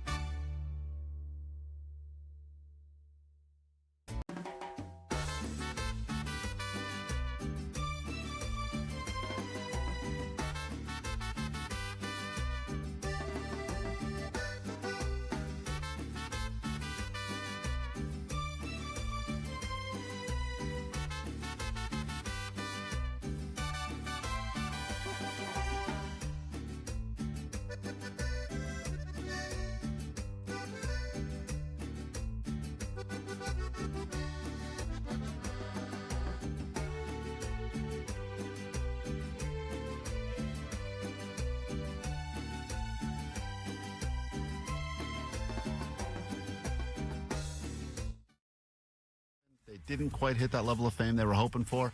But that almost fame that you are still probably regretting all these years later could result in you getting tickets to KROQ's Almost Acoustic Christmas. Those tickets go on sale at noon today, so you can be at the Forum with us on December 14th, Smashing Pumpkins 311, Sublime, Beck, Jimmy Eat World, AWOL Nation, Royal Otis, the list goes on and on. But the real question is, how were you almost famous, and where did it all fall apart for you? The text line is very active. We're going to get to these phone calls in a moment. If you're trying to get through to us, just keep trying. Hopefully we get your story on the air. 323, I worked as a celebrity nail artist, hired to work with Charlize Theron on a project to paint nails, and I painted a lot of celebrity nails, but Sean Penn let me paint his pinky nail with 24-karat gold nail polish, and then he snorted coke with it. Well, it's alleged, but I will assume that's probably also true. That was fun, they said. Ryan, why were you almost famous? Go ahead. Hey guys, I'm a two-time Showcase Showdown loser. I overbid twice, but I did spend $1 on the wheel. I was there with Bob Barker one time and Drew Carey another time. Whoa, wow, that's two-time cool. Price is Right loser. And I did ask Barker's beauty to go on a date with me, and she told me to get lost. That sounds about right. Sounds about right. So what, did you win anything at all? Like, you had to have won something to get onto the Showcase Showdown, right? I'm going to guess a dinette set. Oh, my God. The first time I won a bunch of bowling stuff. I won like a little sailboat, but I was too poor and couldn't afford the taxes at the time, so I had to deny it all. Oh, no. Oh, man. You're like a three-time loser. You almost won a boat. You won it, and you couldn't even take it. You made it. I mean, think of the odds of that. You get on Price Right 2 different times. You make it to the Showcase Showdown 2 different times. Both times you overbid like a loser. You think after the first time you give yourself a pep talk. Yeah, I know. Don't screw this up and again, just man. undercut it. Damn. Jason, why were you almost famous? You're on KROQ. What's up? Good morning, Klein and Allie. I was in the movie Jerry Maguire in a full nude locker room scene with a bunch of football dudes and Cuba Gooding Jr. and a couple of other guys. You were fully naked in the locker room scene in Jerry Maguire. I don't seem to remember that scene. I mean, I remember locker room scenes, but where everyone was naked? Yes. It's almost famous. That part got cut. Oh, you got cut out. So you did have to go shoot the part in the locker room with all the guys, and then you never ended up making it in the movie. Almost famous. Almost famous. It's a pretty good story right there. Yeah, I have a similar one. I danced naked with Philip Seymour Hoffman in a movie, and that got cut. Yeah, smart. And you're just a naked person. Hey, Paul, why were you almost famous? I was asked to be to play drums for Social D, and unfortunately, it was indirectly. They asked my lead singer of my band I was playing in at that time. It was Dennis Donnell, who plays guitar for Social D, and unfortunately passed away. But he asked my lead singer if I can play drums for them, and he said, "Well, he's my drummer," and he's like, "I respect that." So I had the opportunity to be in Social D. Oh my God! Damn, these are the ones I always think about because your lead singer was like, "No, that's my drummer." Like, he owns you. It's your choice. And Paul, what is that band's name? The one that you stayed with? Rockstar Barbecue. So that's unfortunately go anywhere. And then 3 years later, I found out I got asked to be in an opportunity and didn't get the chance to say yes. So that was imagine that just for a moment. My Social God. D. Hall of Famers, right? I think they were recently put in the, what was the Hall of Fame? They were recently put in some local Hall of Fame. I forget around The here. Orange County Hall of Is Fame? that the one? Maybe. Yeah, they were just put in. But I can't imagine being scouted and asked, Hey, you know? this guy's locked in on Rockstar Barbecue. He's going to pass He's on the mine. Social D offer. So I wonder what you do. What do you do for a living now? Like, did you move away from music completely? Yeah, I still play drums, but on the side, just for fun. So what do you do for work? I own a print company and printing and graphics, mouse graphics. That's rock and roll, bro. Printing and graphics. Rock and roll. Greg, why were you almost famous on KROQ? Good morning. I was at a park in the middle of the night, just about 20 years ago, and I was play fighting with my girlfriend at the time.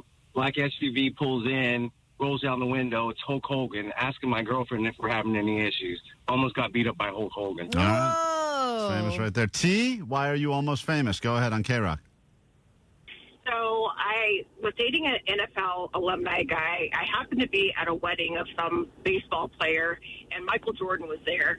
And he was after me. Like, it was so bad at some point. My ex was like, should I leave you two alone? Because anywhere I was, Michael Jordan followed the entire night.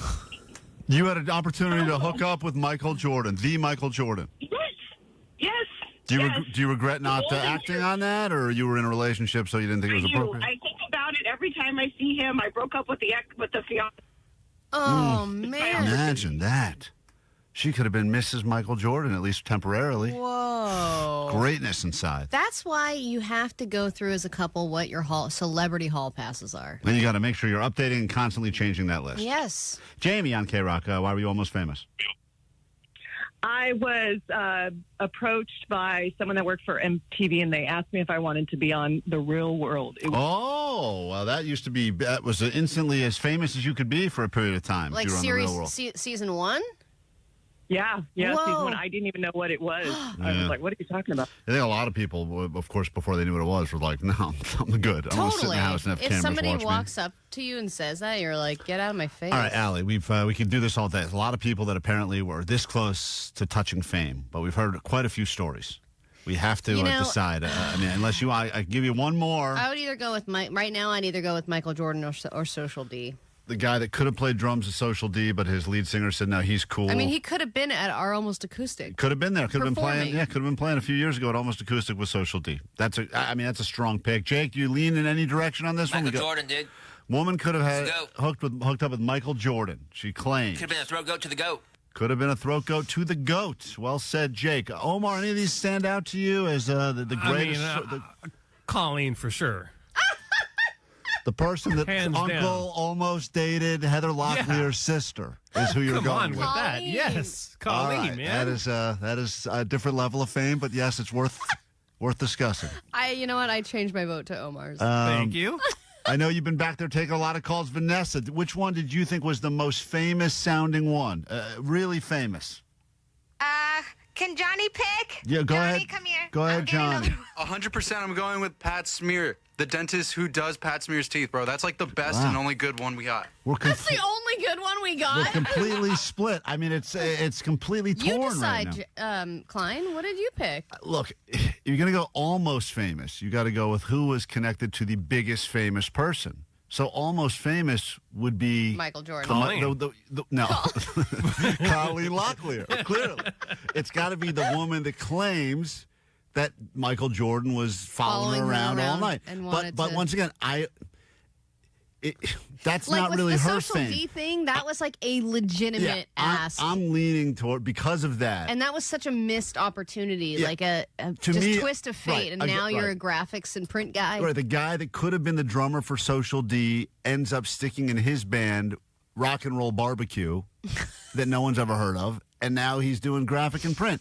It's got to be that guy. Yeah, it has to be I because feel bad. I feel like he should go enjoy other bands. As a Yeah, result. he should. He should find out a bunch of other bands he also could have probably drummed with and didn't get to. So that's my pick. Allie, I think we're on the same page here, and congratulations. I already forgot that loser's name, but... His name is Paul. Oh, okay, great. Paul. I know every loser's name that's ever called. Paul, the good news for Paul is that he's just won the final pair of tickets we have to give out for KROQ's Almost Acoustic Christmas. I'm sure we'll do more of those next week, but at least for right now, before they go on sale. Hey, Paul, congratulations.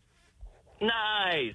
I'm so sorry. I went to the very first acoustic Christmas, so Well- this will be a nice treat. You'll be at this one as well, so we will see you on December 14th at the Forum, and think of all those people on stage. Could have been you.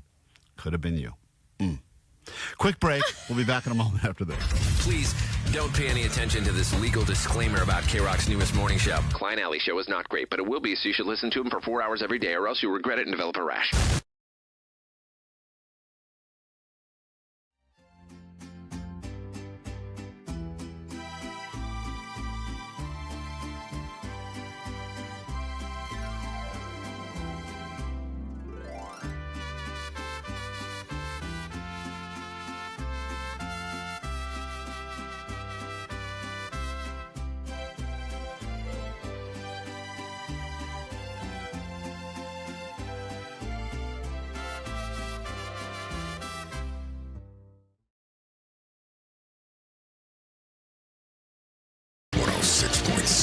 KROQ. Good morning. It's KROQ, unless you're still sleeping, in which case you've made a wise decision listening to this show while driving around. It's a big difference between you fall asleep doing something, because that's all happened, right? We've gone on a long overnight drive, you start nodding off, you got to put your head out the window.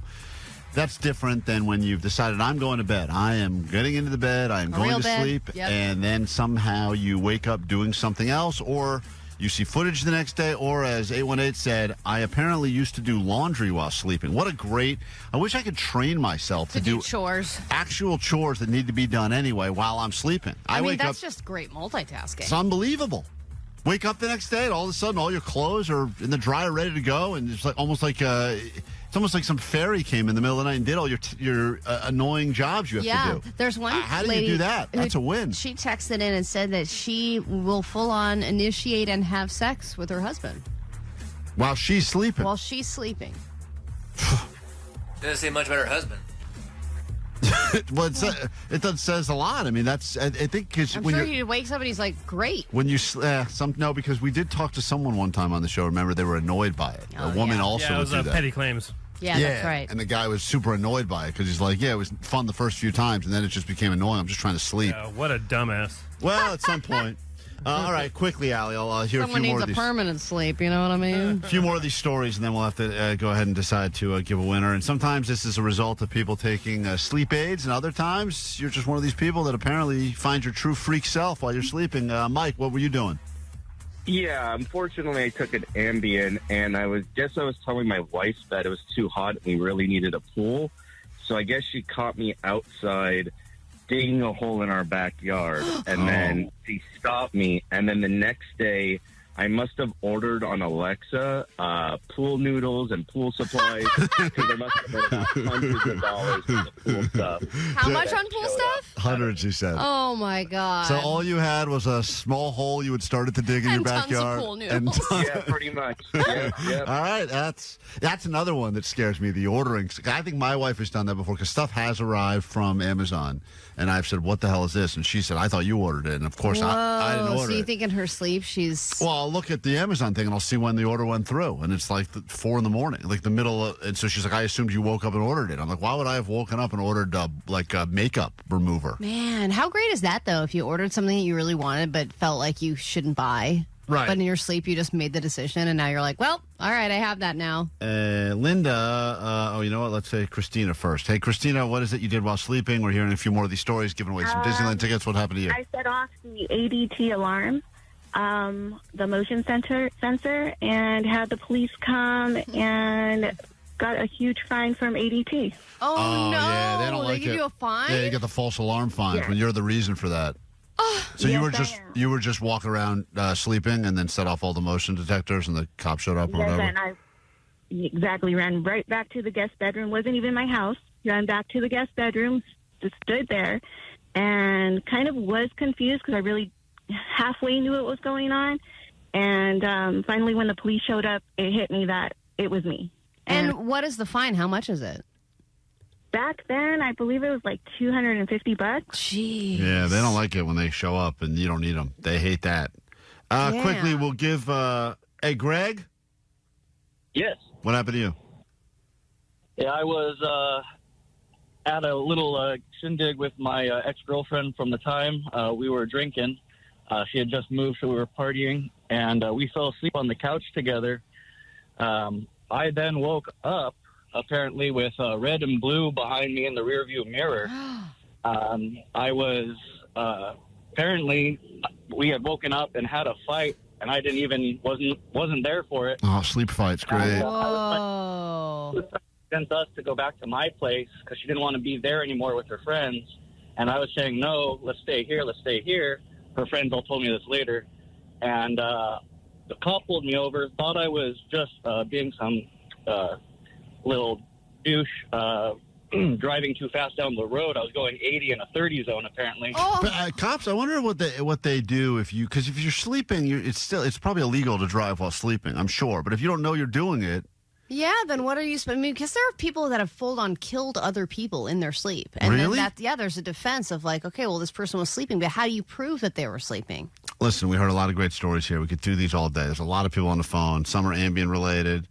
Others are just regular sleep. But I think, Allie, I don't know if you agree with me, and there were some good stories here. Samantha, we were one of the first stories of the morning. You were sleeping, and you left your house and drove to Jack in the Box. And then you fought with your husband in the Dragon Your husband Box, came and tried to rescued rely. you at the Jack in the Box. You still left with your jumbo jack, and now you're getting yourself 4 tickets to Disneyland, all right? We'll We'll get into your ADD news in just a moment. Then we got a brand new hour of the show, complete with a round of Johnny Doesn't Know Saturday Night Live, because apparently he's now a big fan of the show he just discovered. Took 50 seasons before he figured it out. So we'll get into that next hour. But first, your news is coming up. Allie, what can people look forward to with the ADD news? Well, Tiana's Bayou's ride is out, and I have the first reviews. Okay. If you were looking for Splash Mountain, bad news for you. It's all been updated and changed, and we will give you the results after Bush on KROQ.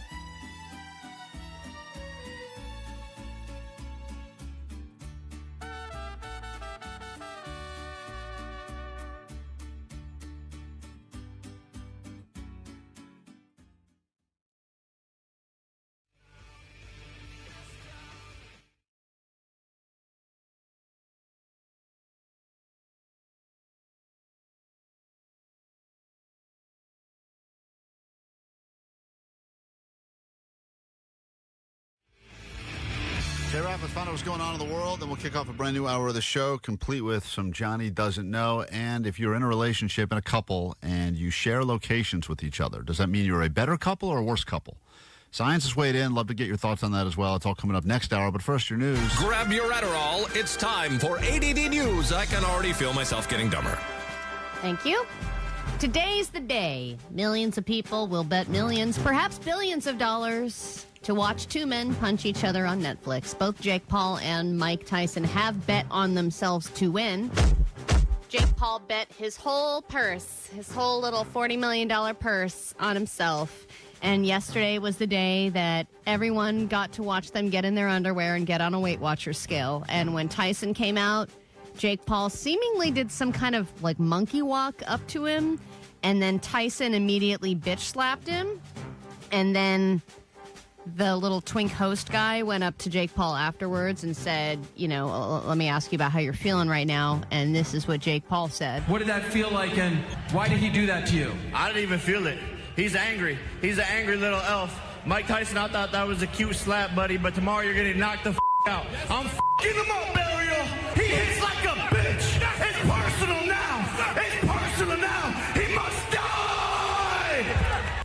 Someone needs a hug. Wow, seems, very WWE, right? Yeah, it all seems a little... That's my biggest concern about it, because I would like to get invested in this, but everything just feels very Let's not premeditated. forget he is a YouTuber. No, I know. He's doing things for the likes and the views and the fame of it all. Got it, but got our attention. It's about the production. And I think everyone likes the idea of... I mean, I would just watch a bunch of shows that run where he runs the risk of getting...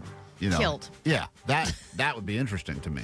Like if it's like him against a Cybertruck, like just him against all these other things that could maim and kill him. Yeah, eventually it'd be like, oh, thank God, that's over.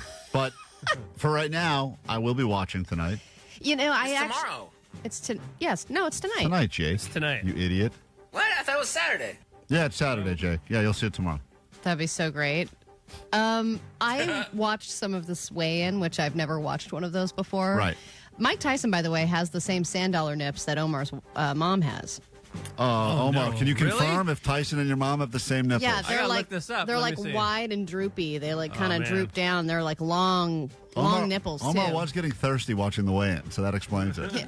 But I also didn't realize that Mike Tyson's son is one of the people who was like commentating on it. Yeah. And he was like, what they don't realize is that like Jake Paul is playing games and he thinks all this is funny. And like my dad is very serious. Oh, yeah. I believe that. And I'm afraid for Jake because I don't think he realizes like how serious my dad is. Tyson's 60, right? He is 60? He's 58, I okay, think. let's round up. That's 60.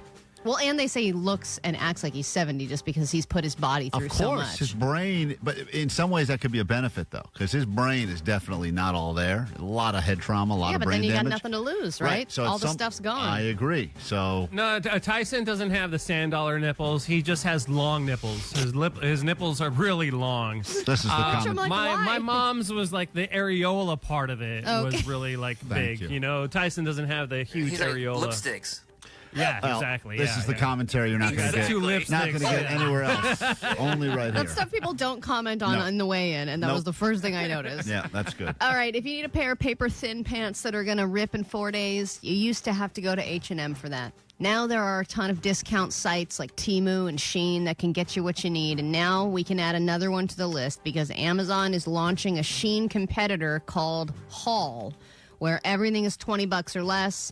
And it's crazy because I always wondered how these sites even made money because all their stuff is so cheap it doesn't even seem like it's worth the cost of shipping. But Shein did $32 billion in sales last year. I believe it. Everybody is...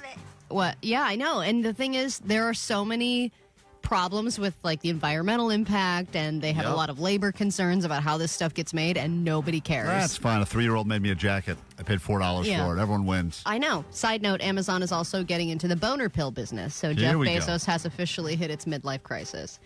All right. It's just too wet.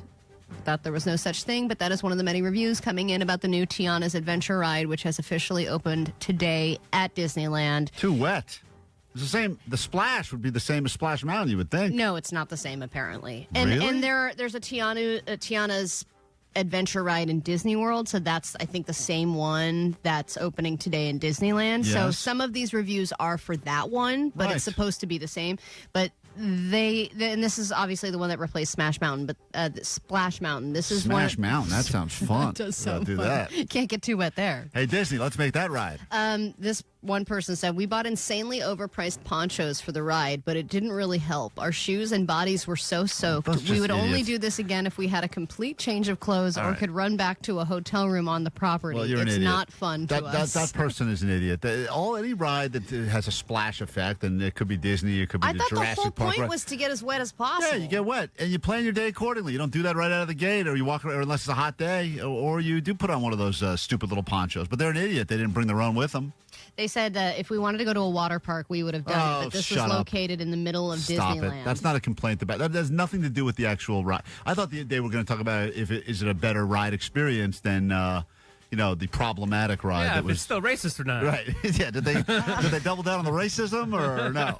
Because if not, that's what I want to know. Actually, they said yes, they did. They Okay, doubled good. down. Wonderful. Well, they said that they reweighted the cars and tweaked the water so that they are inches of water at the bottom of the car when you get in. Okay, so you're already like sitting in water great. when you get in.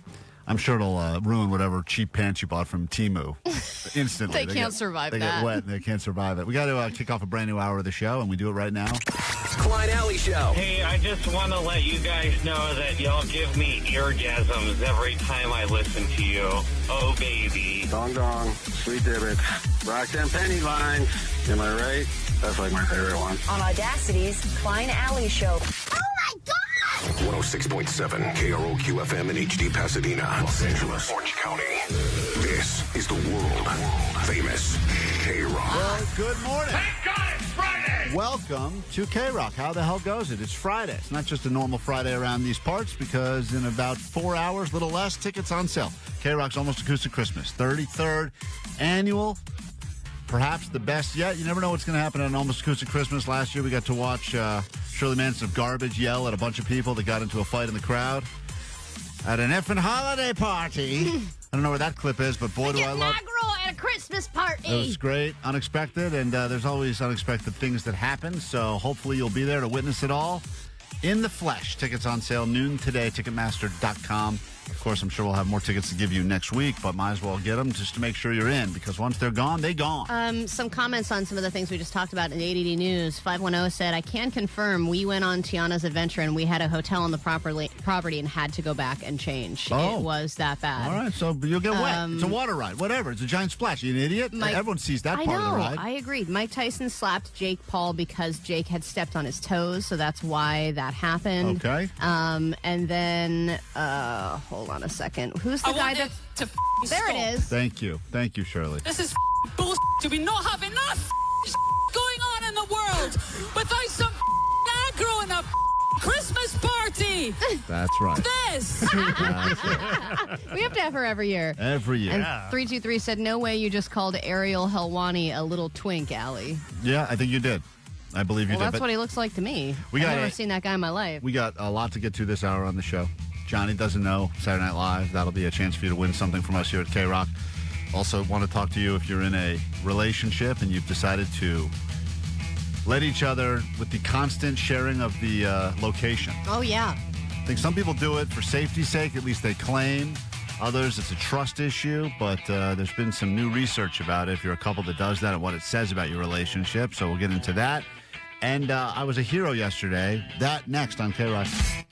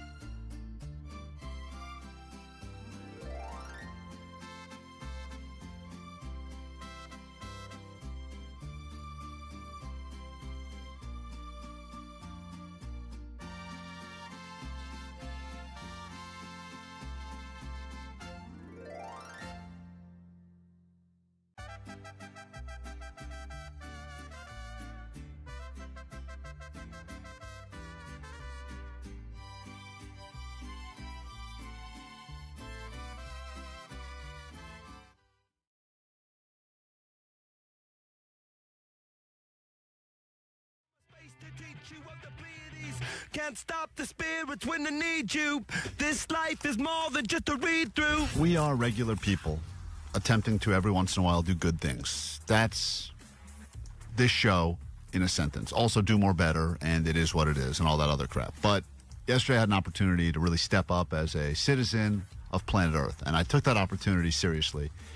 And I know earlier in the week, Allie, you told us the story of the person that was trying to break into cars at the base of a hiking trail, and you went up to try to video the guy, but then you didn't even turn your stupid phone on, so you got no video of the guy. And then he ran away into the hills. Ran into the hills. And then we all remember the story where I potentially saved a dog, was going to save a dog, and it was an art installation of a dog that was actually never going to go into traffic because it wasn't a real dog. Yesterday, another opportunity came, and this time I think I did the right thing, and all of you will appreciate that you work with a real-life hero. I was driving. I had my You kids, look like one. I had my kids in the back seat of the car, and there was a car driving in front of us. It was that time of the night where it was just getting dark. So what is that, 5 o'clock now, 5:15? Sure. Like it was whatever. And on the side of the road where cars were parked, and there was a car that was parked, and the door was open because the mom was putting a child into a child safety seat or something like that. The car in front of me, I heard this noise. The noise that is, metal on metal. Oh, because you rear-ended them? No, I didn't hit anyone. Thank you. Make that very clear. You love doing that. This car drove into the open door of the car, bending the open door of the car completely open. Really gave it a solid hit. Was it a nice car? It's happening in front of me. The car that, I know the car that hit the car was a Mercedes. The car that was hit was an older SUV, want to say Toyota or Lexus. Wasn't sure which exact one. But probably expensive to repair. Well, yeah, if your door gets hit when it's open by a car driving by, and to the point where it completely bends the metal and hinges, and you don't have a working door. Yeah. So, you can't. That's not something you can just drive home on. So I see this happen, and for a moment, everything stops. The woman realizes what had happened, and she's like, "Oh my God!" I feel bad because she's actually yelling at her kid, going, someone just hit our car because you took so long to get in the kid's seat." And I'm watching this all unfold because my windows are down. It's nice last night, and then I see the Mercedes that hit the car slow down for a second and then just keep going. Oh my God! Could you see the person in the driver's seat? Could not see the person in the driver's seat. I was behind that car. I was behind the Mercedes. So now I have a moment. I go, do I want to stop and try to console this woman whose car door was just hit? No, she doesn't want you. Or do I go on a chase? Did you go after them? And I went after them. You like doing that, though. You like to follow a suspicious vehicle at a very slow pace. I love it. And this was residential streets, but I watched the person make a right and then a left. And I made the right, and then I made the left, and then they pulled up to a traffic light, and Could they tell that you were following them? I don't think so. And then, guess what I did? With my kids in the car, by the way. I got out of my car, walked up in front of their car with my phone out. Whoa, Karen. Took pictures and videos and yelled at the person. Turned out it was an older woman. Feel bad about that. Oh, no. I started yelling before I realized who was driving. She should know better than I don't buy it, by the way. Where's the video? Where's the audio? I have. Why wouldn't you provide that for this break? I have picture. I didn't. Oh, what the hell is happening here? Show Ellie. Did you not know we were going to talk about this? No, in the moment I was. You've been teasing it all morning. I was in the moment. Jesus, Allie, here, hold on. Allie, this is a car. Okay? That's a picture. I didn't take video. I took pictures. You didn't do video then. No, I have pictures of some of the videos. Okay. Some of them are live pictures, and it's me. Some of them are live pictures? Yeah. Allie, take his phone and describe what is in his phone exactly. It's a picture of a Mercedes. He took a picture of a Mercedes. That's it? No license plate? Yeah, I got the license plate. Oh, I got it. You want me to say it right now? He zoomed in on it, but it's blurry. AGZU552. And you did not confront the driver while video was rolling. I confronted the driver. I stood in front. She couldn't even go past me. The light changed green. I was getting honked at by other people. They didn't even realize I was being a hero. And I yelled at the driver, "Shame on you. Shame on you. You know what you did. You know what you did." I pointed at her. And then a couple people honked at me and said, "Get out of the way, you asshole." And I said, "You don't, this is a hit and runner. Citizens arrest. Hit and runner." You just yelled citizens arrest? Yeah. Well, that doesn't do anything. You can't just yell it. At any time, did he call the cops? No, because what I thought I would do. So then I created a bit of an incident here. And this, Okay, hold on. So what's happened so far is that you slow chase them.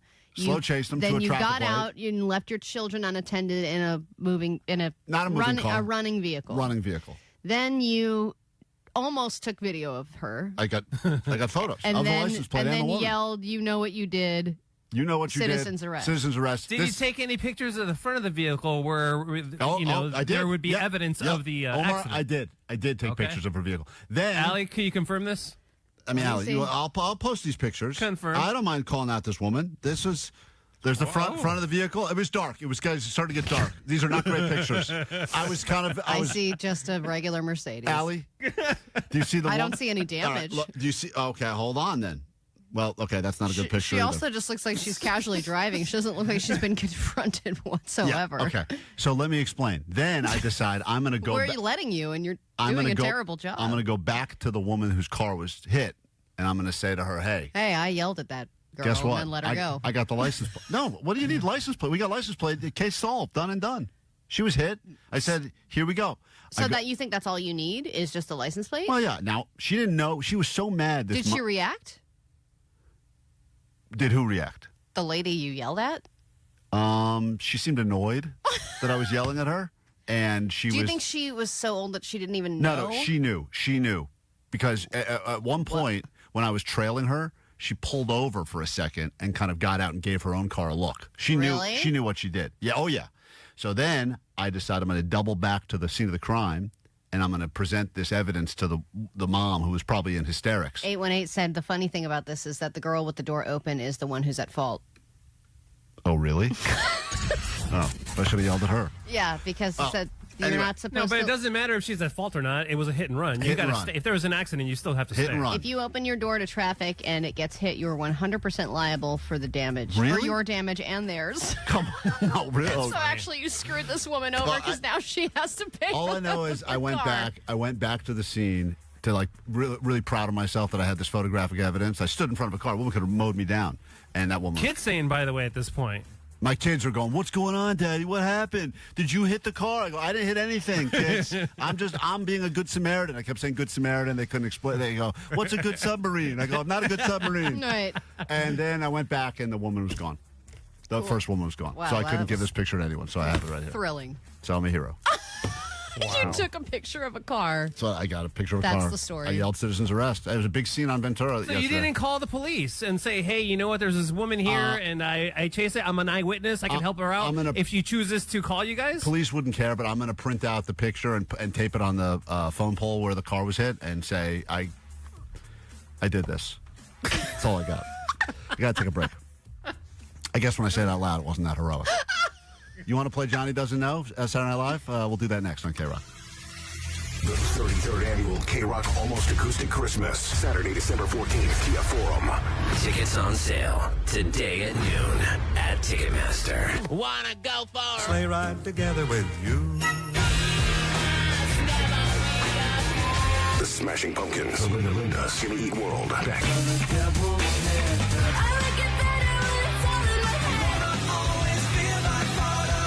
311, Royal Otis, Sublime.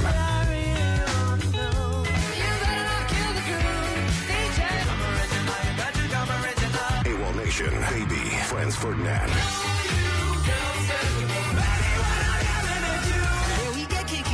The 33rd annual KROQ Almost Acoustic Christmas, presented by Gain. Here comes Santa Claus, here comes Santa Claus. Proceeds benefit Parlos Niños and Al Wooten Jr. Youth Center. From Monster Tour Water, straight up water, nothing else. Visit monstertourwater.com to find a store near you. KROQ.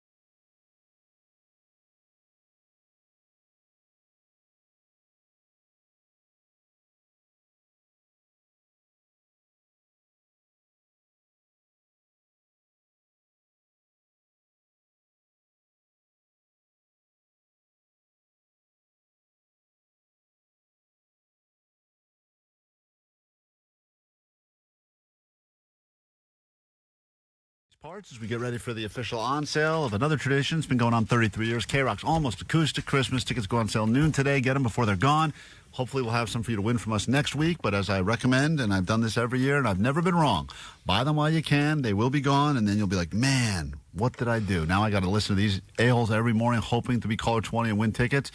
Avoid all that mess. Just get them today at noon. Yeah, I think at 11:55 you should just get on the website and then just refresh, like you're checking in for a Southwest flight. All right, Johnny's in the studio now for a little round of Johnny Doesn't Know, which is something we do each and every Friday here at KROQ. And we learned this week that Johnny has decided to get into Saturday Night Live. He loves the show. Love it. And I never liked it before, but now I've really, really loved it. And you're like binging seasons and episodes. Yes. And then we asked him a few just basic questions that anyone would know, like what's the address of Saturday Night Live? And he was like, who would know that? Okay, I found out you said address, not studio.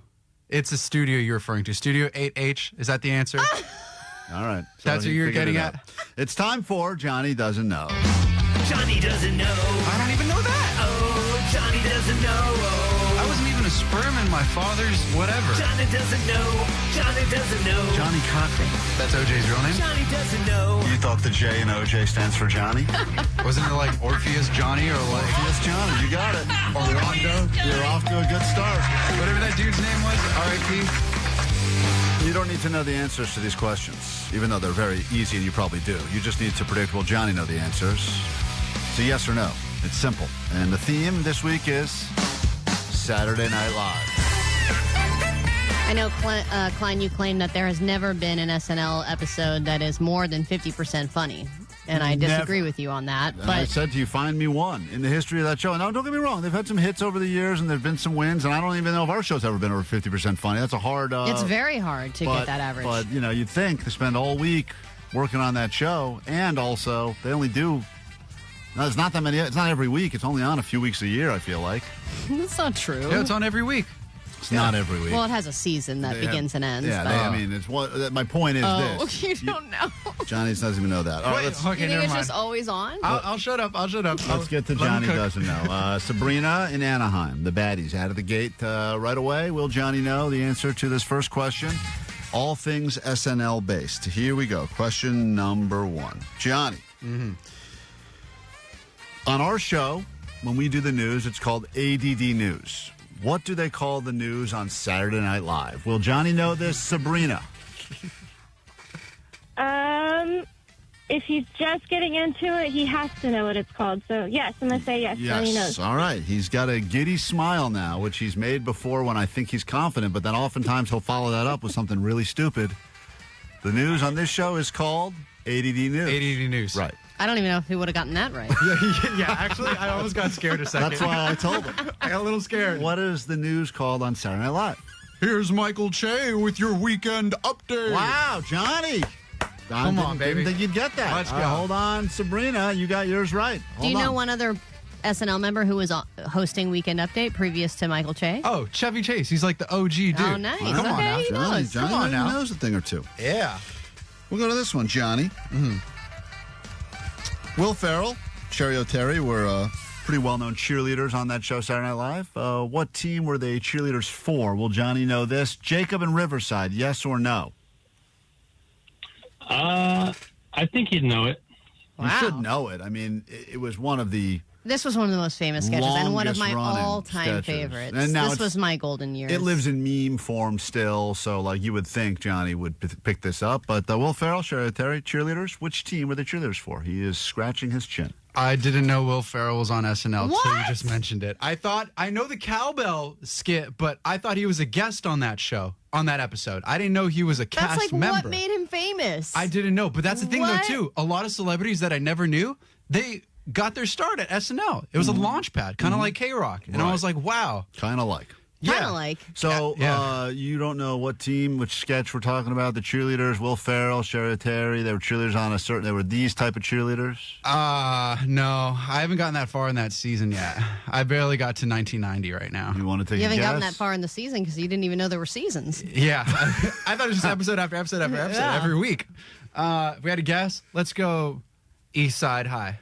East Side High. East Side High School. I can't believe he got it. Unbelievable. Really? No. Oh. Spartans. The Spartan cheerleaders. Spartan cheerleaders. All right, he didn't know that one. Dang That it. was too tricky. Let's go to Mark in Encino. Give Mark a shot at Johnny Doesn't Know. SNL. Postmaster John. This does make me kind of want to watch again. Yeah, great song. Love this. Johnny, if someone has hosted Saturday Night Live for 5 times, they are instantly a member of what club? Will Johnny know this? Mark, he's shaking his head up and down. Mark, you do know the show has hosts, right? Yes, I know the shows have hosts. Yes. Okay, Mark, will Yes, sir. Johnny get the name of the club that you get in if you host Saturday Night Live 5 times or more? Yes, I think you will. All right. Johnny, this guy's got confidence in you. You've gotten one right, one wrong so far today. What is the club called if you have hosted Saturday Night Live 5 times? It's like the 5-time members club, and I know the people that are in it. I don't remember the name, though. I know Conan O'Brien, John Lovitz, Steve Martin are in it, and Tom Hanks. I think a lot of what you're saying is wrong already. No, that's right. That's right. Fact check me on that. No chance Conan O'Brien has hosted Saturday Night Live 5 times. He was the coke guy. He was like checking people in. He was a writer at the time. What is the name of the club? The 5-timer club. The 5-time club. He's right. Yeah. You got it right. Is that true? That's what it's called. I can't believe Johnny got that. Baby. I cannot believe Johnny got that. I didn't know that. The 5-timers club. I can't believe it. Come on, Johnny, yeah. incredible. Allie laughed at you like you were a big dumb idiot. I had no idea that's what that was called. really I didn't thought think- it had a more creative name. That's why it's funny. Kaylee on KROQ. Johnny doesn't know Saturday Night Live, although we're learning he does know some Saturday Night Live. Conan definitely not on it. No, Conan was just the door host guy. Here's the next question for Johnny. Johnny, we teased you with this one. We gave you a lot of time to come up with the answer, but what is the address of Saturday come Night Live? on. Everyone knows it's well known. What is the address where Saturday Night Live is shot every single week for the last 50 years? Kaylee, will Johnny know this, yes or no? I think he'll know it. All right. For sure. Everyone knows it. It's the most maybe the most famous address on planet Earth. I would argue, Allie, right? It's got to be up there. I mean, there is a show about it. Yep, there's a show about it. That address.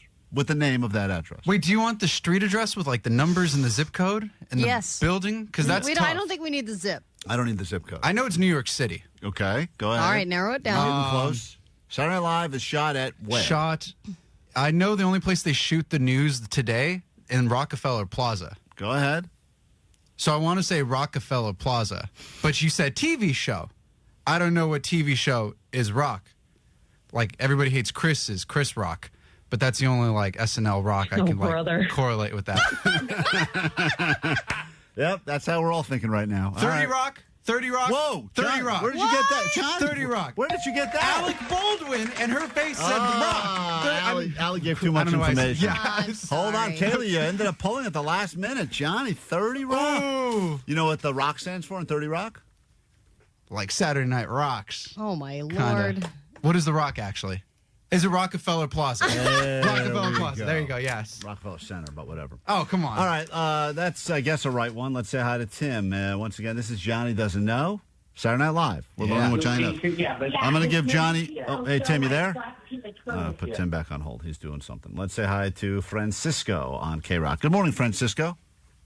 Good morning. All right, here we go. I'm going to give Johnny 2 famous pairings from Saturday Night Live. You just have to go ahead and figure out if you can fill in the blank. Hans and blank, Wayne and blank. Can Johnny give us those famous pairings, yes or no? I don't think he will know this one. Okay. Allie and I were talking about this off air, and we were both very split on whether or not Johnny will know either of these. Well, it's just about whether or not this came up in his feed yet. Right. I mean, these are 2 of probably, I would say, the most famous duos in SNL history. Hans and blank, Wayne and blank. Johnny, he says, you probably will not know. But like, how am I supposed to know their parents? That's too niche. Excuse me, I what? could name them, but I can't name their parents. You said, what are their parents' names? Or what's the parent's name? Did I say that? You said parents. So. I didn't say anything about parents. So can I just name them and not name their parents? No one I said... would like you to now name their parents. Well, you sound like, okay. No one said anything about parents. I thought you said name their I may have parents. said apparently you're an idiot. Oh. That may have been what I said. Johnny? Yeah, I don't think you Hans mentioned and parents. blank, Wayne and blank. Hans and Franz, and then Wayne and Garth. Wow. Come on, Johnny. Yeah, Johnny's a Johnny. genius. I love this show. You got that? And what are their parents' names? Good follow-up question. Probably Michael and Cindy or something like that, maybe. I don't know. Give Michelle the final one here in Buena Park. Hey, Michelle, welcome to KROQ this morning. A lot of people predicting correctly today. Someone's going to win a prize here at KROQ. All right, Johnny. Sweet Divots. Sweet Divots. Thanks for being on with us.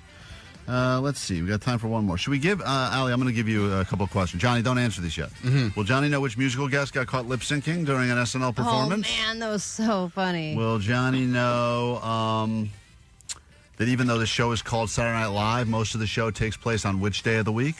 Would Johnny know that? Do you think? No, but that's not super well known. Mm-hmm. I would do the lip syncing one. Okay. If he's reviewing SNL, like most memorable moments, that is probably one of the most memorable music performances Johnny, ever. this one is not your question, but I just want to know. The show is called Saturday Night Live, but most of the show takes place on which day of the week? That's too niche. I don't know that. Nobody knows that. If I had to guess, maybe like Wednesday, hump day. Because they do the script reads and they go over the show the whole week. And then Johnny. Let me say this again. The show is called Saturday Night Live. Oh, Saturday. Duh, you're trying to trick me. Saturday is the day the show airs live. Saturday Night Live. You're trying to trick me. It is Saturday. The answer's Sunday. What do you mean Sunday? What's Sunday? Reruns air on YouTube on Sunday. The show starts at 11:30 p.m. Most of the show takes place on Sunday. Again, a trick question. See, Allie's dumbfounded too. That's a toughie. See? All right. Yeah, Wait, see? Allie, did you not know that either? Wait, is the show an hour long? He's trying to say the time zone. 90 minutes. No, I guess I didn't 90 realize what you were asking. Like, wow, you didn't know that either. What? No, wow, we may have to do. Allie doesn't know next week. No. That's two you got stumped I think the way you were wording it, I thought you meant like those videos that they shoot and all that other stuff. Yeah. Very Like, clear. because I think they do shoot a bunch of it on Friday. You guys are two in the weeds. All right, final question. This is the only one that matters now. Johnny, which performer, musical guest got caught lip syncing on Saturday Night Live? Will Johnny know, yes or no, Michelle? This is the last one. I'm going to say no. Okay. But it was one of the greatest moments in the history of TV. So great. All right, check it out. It was 2004, Ashley Simpson. Wow. Johnny does know a little SNL. I'm surprised. All right, Allie. Let's see who predicted things correctly today. Sabrina predicted correctly. Kaylee predicted correctly. I think Mark also predicted correctly. Who's the big fat winner in this edition of Johnny Doesn't Know? Sabrina, congrats. Sabrina, hang tight. We got something for you. Thank you for starting your day with us here at KROQ. Hold on 1 second, all right? All right, thank you. Thank you. I just broke my pen. Not great. One of them days. Yeah. I'll get you one. So I got to teach Allie how the days of the week go. We'll do that more at KROQ next.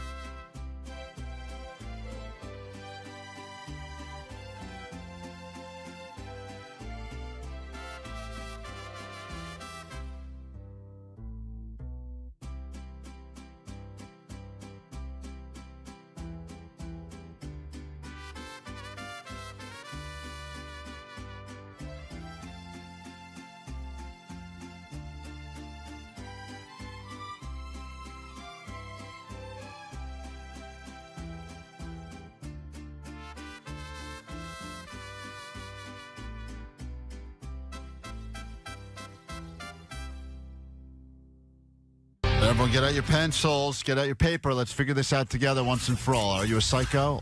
Allie claims only 1% of the population walking around planet Earth right now Well, is that's a just what AI is telling me. classified psychopath. And there are two types of psychopathy according to this test. And this test has been around for many years.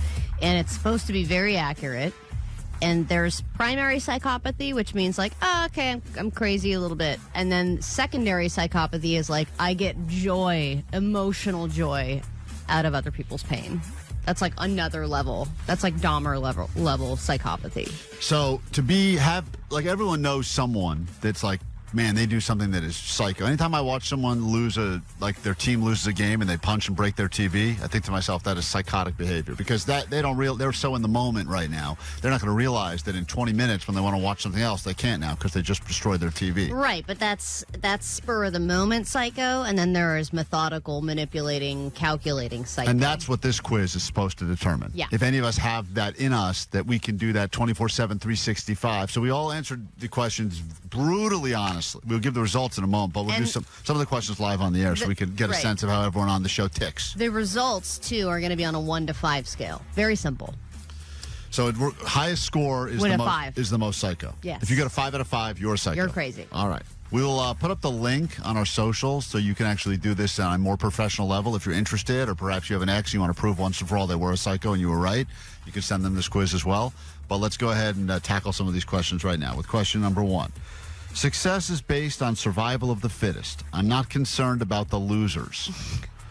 Would you say you agree with that, disagree with that, neutral? Where do you fall on that statement? I think because of the world we live in now, everyone feels like you're in it for yourself, right? Don't look for us for validation. I mean, answer the question how you feel like you need to answer the question. I mean, I agree that it is survival of the fittest these days. I don't think there's a lot of empathy that people have for one another. So then as a result, I feel like, so then I'm just going to worry about myself. So no concern for But you're not concerned for the others? I'm concerned, but I move on. It doesn't sound like it. Zero concern. You have zero concern I think, for the losers. Man, that's a bummer. And then you try to help Sucks where to you be can. you, basically? Sucks to be you? That's your attitude? Sucks to suck, dude. Wow, Allie. Okay, I'm Good just... luck, homeless child, you loser. That's what Allie's saying. I'll do what I can to help, and if it's not Doesn't something that you sound can like it. control, that's terrible. But if you are also a person who has dug your own grave, I don't necessarily feel bad. You're saying you're a loser. If you have contributed to your own loserness.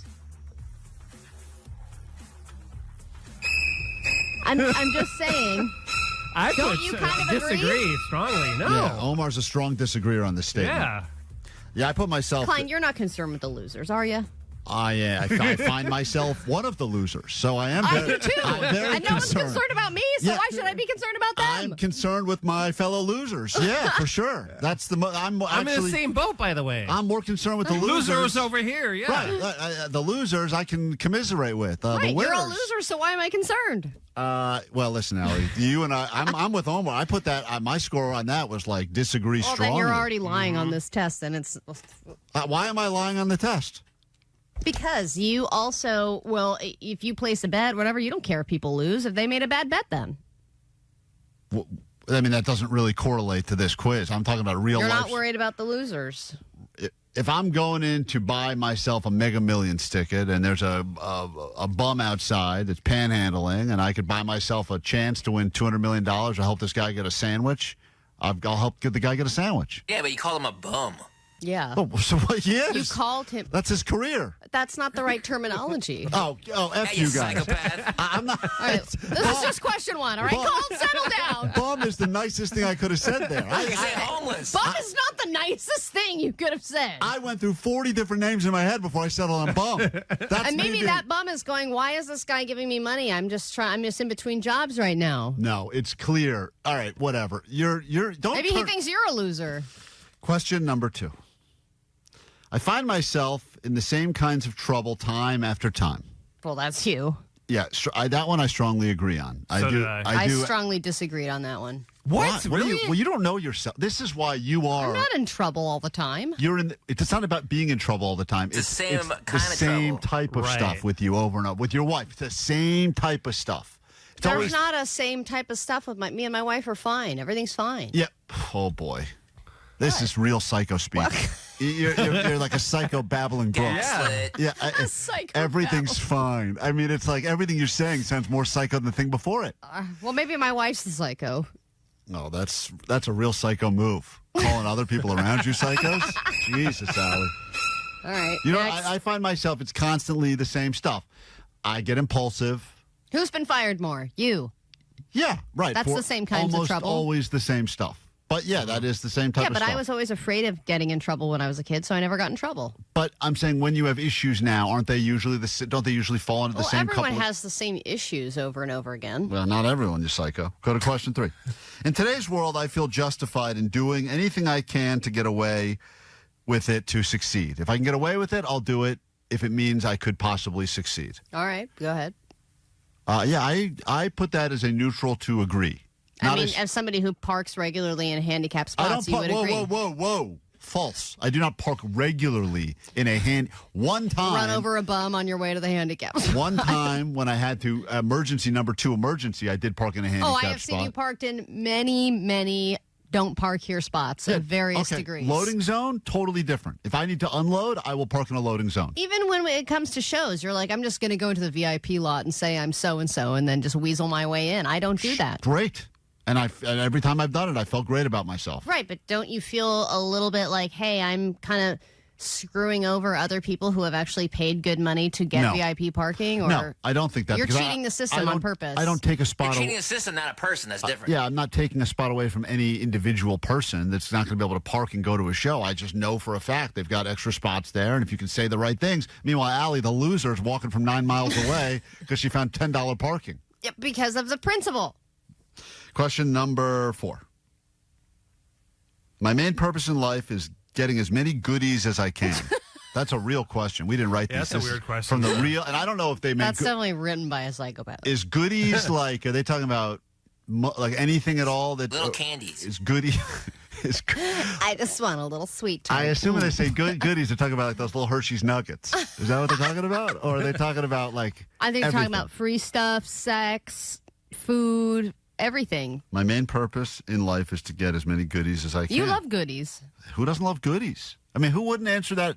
I feel like this is a trick question where if you say no, then they know you're a psycho because I could disagree on it.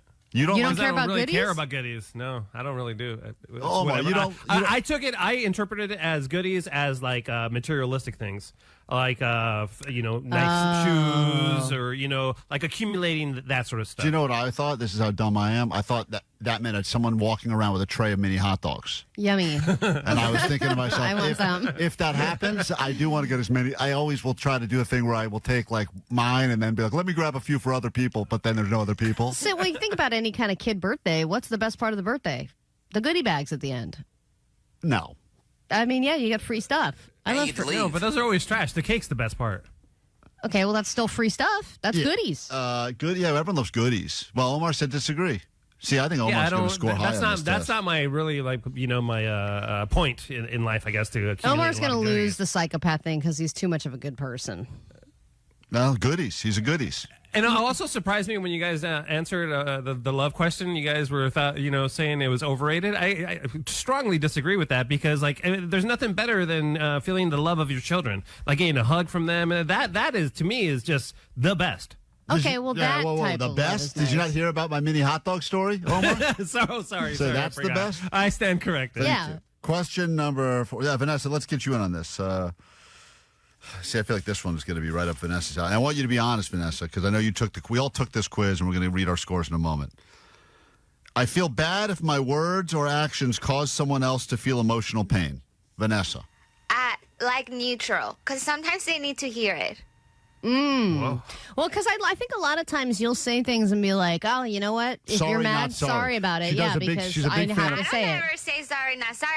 I just say exactly what's on my mind, which sometimes could hurt people's feelings, which I agree. I'm so sorry. But you don't care. But if you the don't people- feel bad? Yeah, you don't feel bad about it. I feel neutral about it. Psycho. I don't think you feel I neutral. always feel bad about it. Yeah, I do too. Vanessa will literally tell the listeners you're a loser and then hang up on them Yes. after the game is over. She put up a post of a girl that almost won a car from us, and she didn't win, and she just wrote loser. A loser. Oh my gosh, like you said loser. Yeah. Hey, you photobombed that cancer kid. Remember that? Oh, that's right. Yeah. You're all like laughing. You're like, cancer. Yeah, you're in the back. You're laughing at a kid in a wheelchair. Yeah, I mean, let's be honest, Vanessa. You really are. Ay, ay, ay. All right.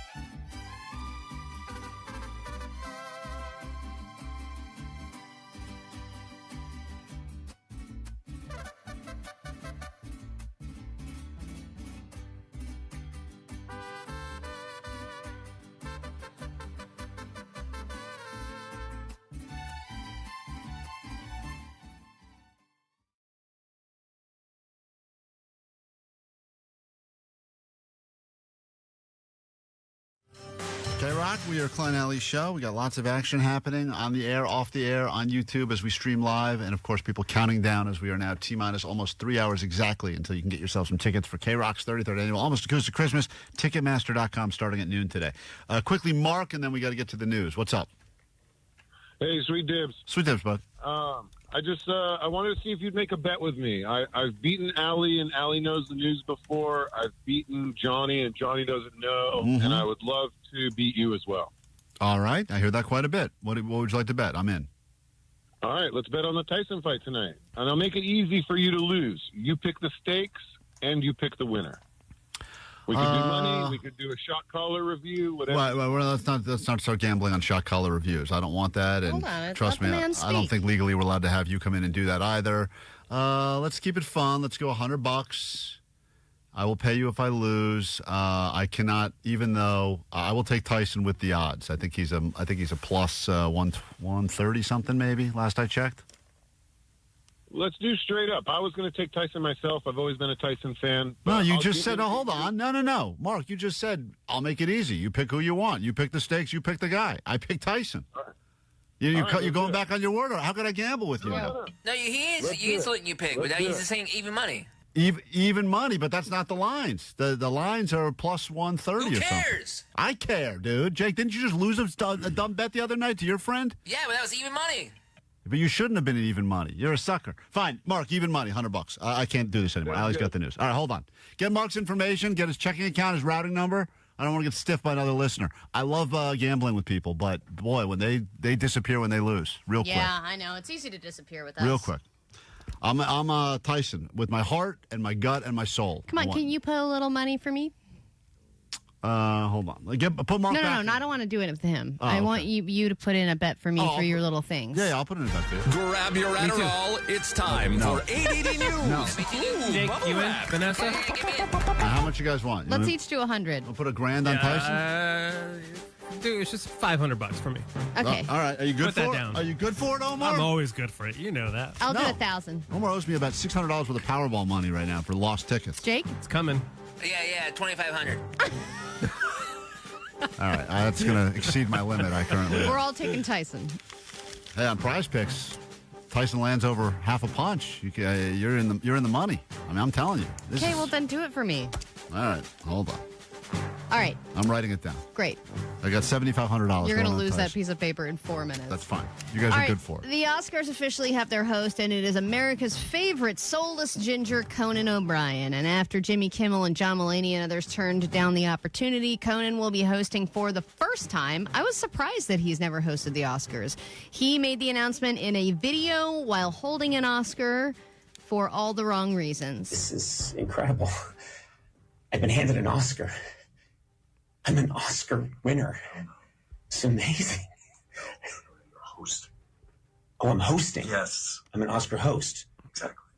Oh, but do I still get to keep the Oscar? So that's going to be exciting. Do they not have a budget to get better audio quality No, on they that do not. camera or They- something? they What the do not. hell's happening over there? They did that at Odyssey. It's supposed to be the Oscars. I mean, it Well- was the most low-rent video ever. Yeah, but you know what? I think that's part of the I think old they game. probably offered it to him, and he said yes. And they said, "Great, can you get a video up and now?" Right. Yeah. And then he was like, "All right, what the hell?" I think also Conan kind of doesn't give a crap anymore. Yeah. That He's- is true. He's done Which is part so of his much. charm. Yeah, exactly.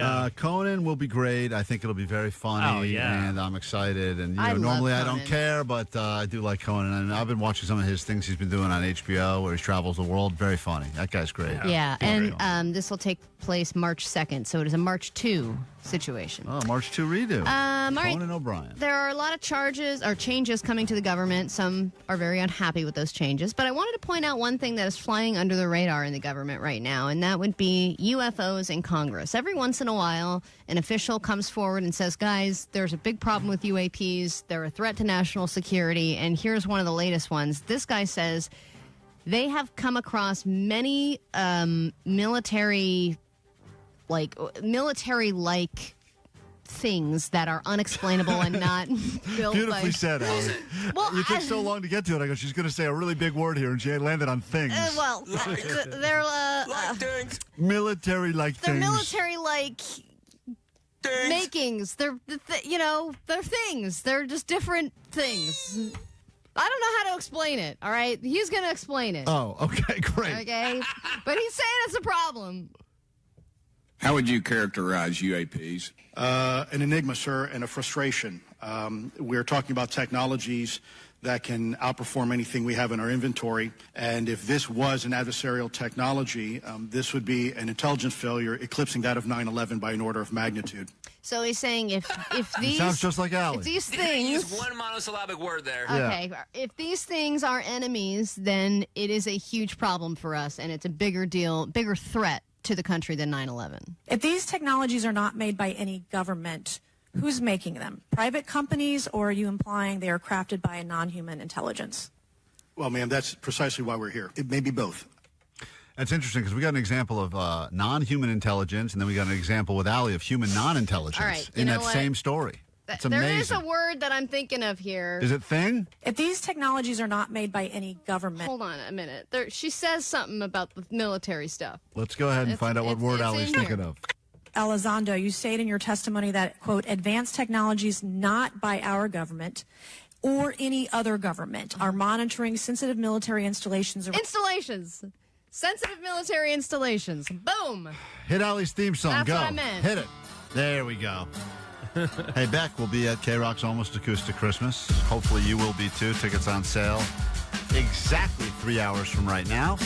So set a reminder, write it on your hand in a Sharpie, and we'll see you at the Forum on December 14th. Of course, some 311 and Smashing Pumpkins and Sublime, and this guy right here.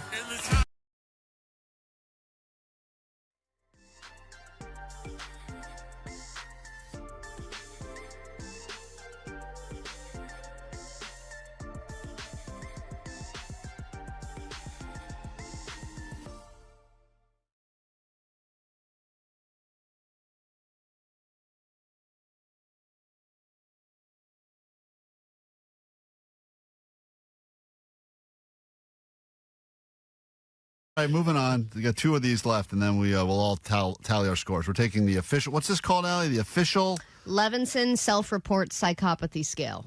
Cheating is not justified because it is unfair to others. Where do you fall on that? Strongly disagree, strongly agree? So, I think it depends on the type of cheating.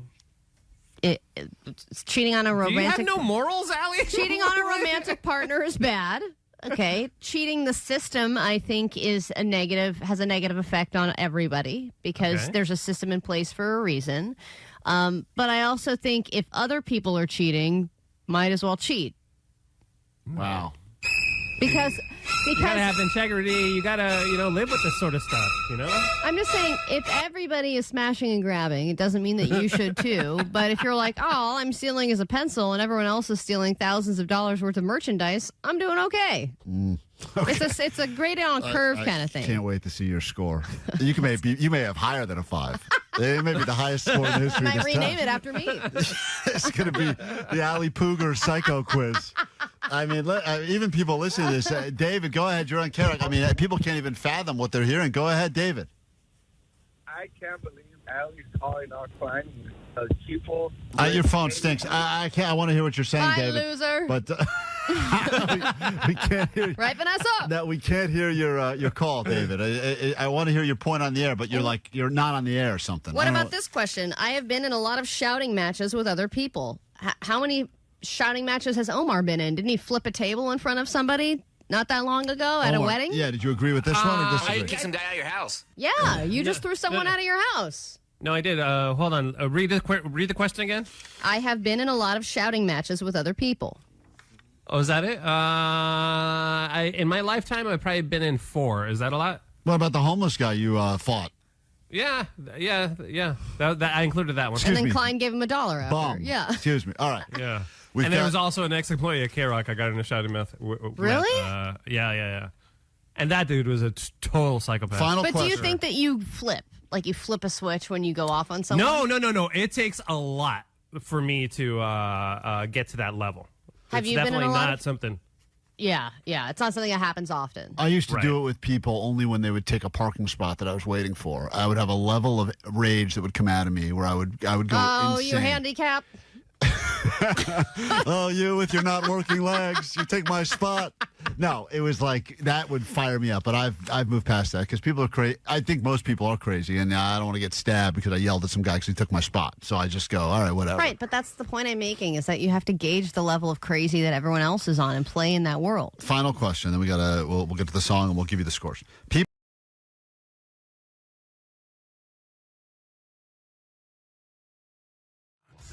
Orange County. This is the world famous KROQ. Welcome to your on sale Friday. Less than 3 hours to go. Tickets, KROQ's Almost Acoustic Christmas, officially on sale to the general public. We got lots going on this hour on the show, and hopefully, just hopefully, we'll have more of those tickets to give you next week. I wanted to share this message that we got on our Instagram. A DM said, I guess this person's an Uber driver. Her name's Viviana.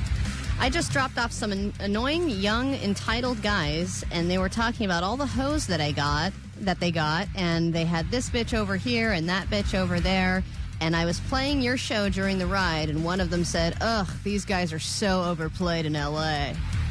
All right, great. I'll take that. About our show. Wonderful. And I think that's beautiful that these entitled, young, annoying guys even know about us. Especially when they're getting this bitch and that bitch. It's a lot better than this comment that Jake felt the need to share with me to really ruin my self-esteem. Klein disappoints me.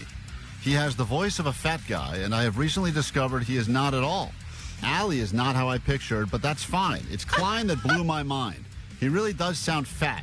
Fat, like a double chin type, which is fine. I like fatties, but I don't love how tricked I feel. Just started following the show if you can't tell. So there you go. Wow. If you feel the need to see what we look like, and I don't know why you would. Overplayed, but not overweight. Check out the live stream on YouTube as we speak on the KROQ YouTube page, or just head over to the socials at Klein Alley Show. Klein, why can't you just live up to your name? Oh, I will. I think that this will be my fattest decade Everyone ever. is expecting you to be an overweight guy in a Hawaiian shirt with a double chin. Why don't you just do us all a favor and be that? All roads lead that way eventually. I'm just fighting it as long as I possibly can. Just fighting it. Can't wait for the day you finally give up. Yeah, I'll be here for you. It'll be soon. I mean, I can feel give up. Well, right now you're in like the I need to work out phase, which is just before give up. Right. I can tell where this is going. I mean, yesterday I had my third Thanksgiving-themed sandwich of the season already. And you have not shut up about the sandwich. I may have to get it after the show again today. I think I'm addicted. Hey, they figured out a way to cram an entire Thanksgiving meal onto a sandwich. They only usually do them this month. They only got a few more weeks of it before people get sick of that because they're ready for the actual meal. So I plan on eating a ton. I just gave up right now. This is my moment and of there it giving is, up. the turning point. It didn't take long. 9:06 on a Friday morning, and I've officially given up. It's KROQ.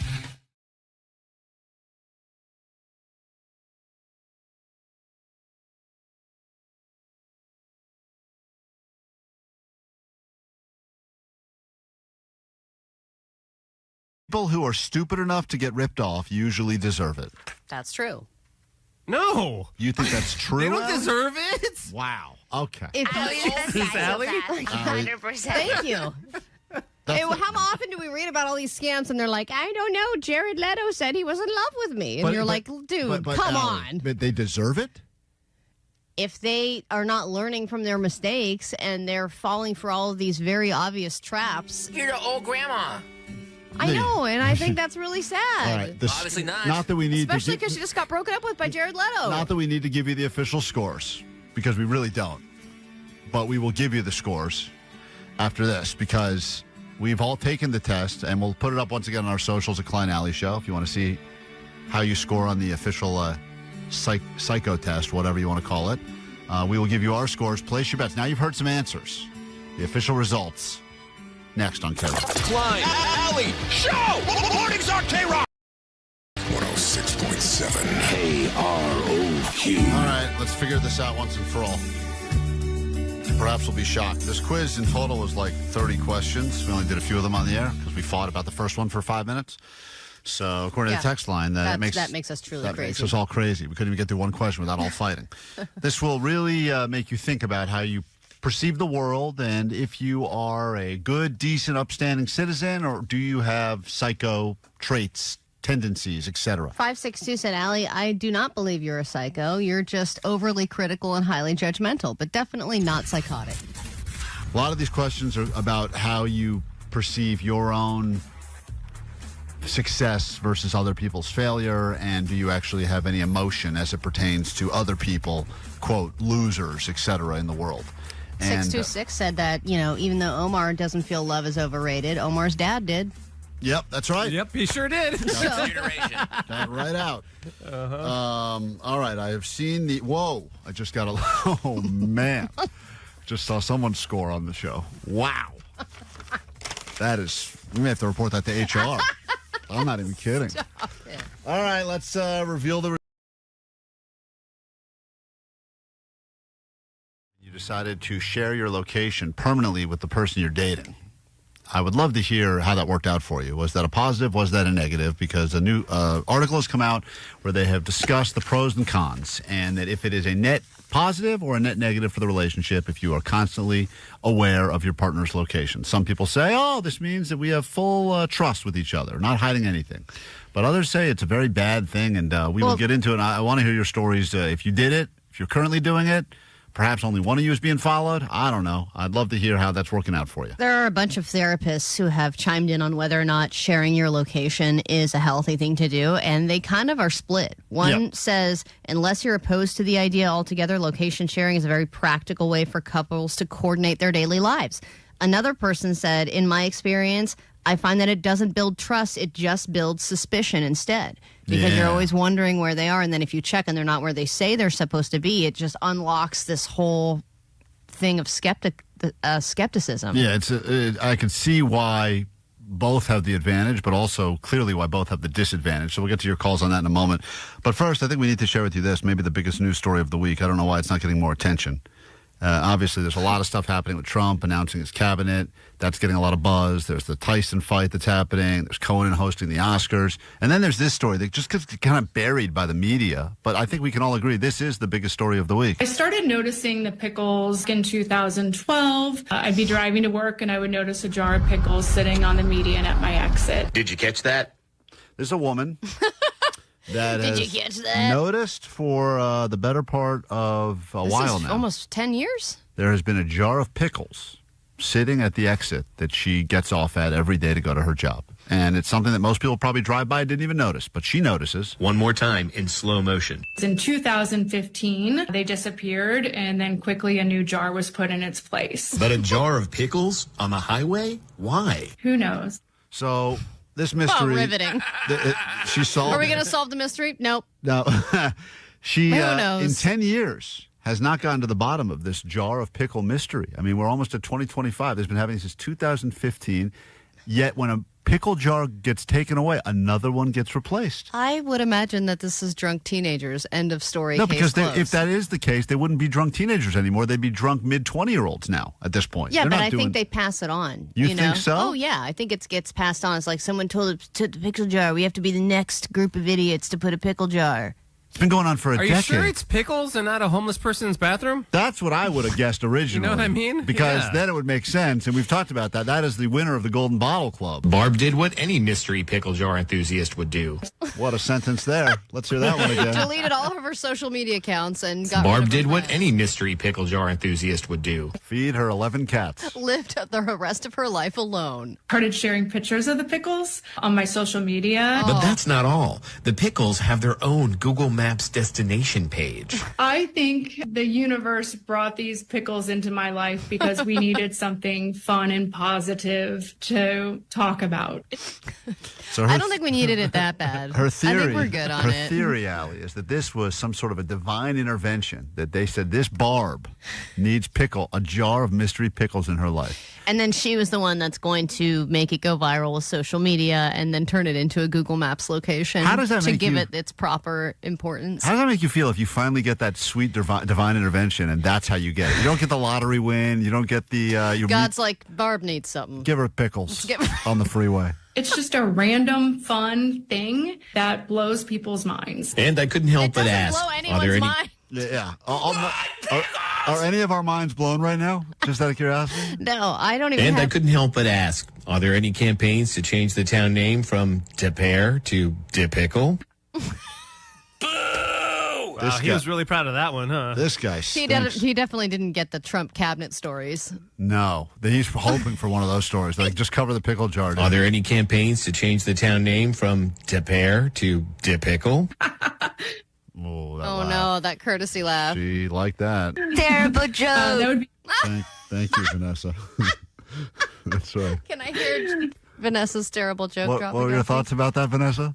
Terrible joke. Okay, thank you. But we don't need live Vanessa. We've got drops. Yeah, you quiet. Yeah, shut up. Shut up, live Vanessa. We got drops of you now. That would be a big deal. Oh, no. Terrible joke. They should both be forced to lay down the freeway and get run over. I bet that in 6 months, these two will be married. You think the two of them? Oh, yeah. They're hitting it off and bonding over pickle jars. Can we get her a pickle tickle? Lack of other options. Terrible joke, Jake. Terrible joke.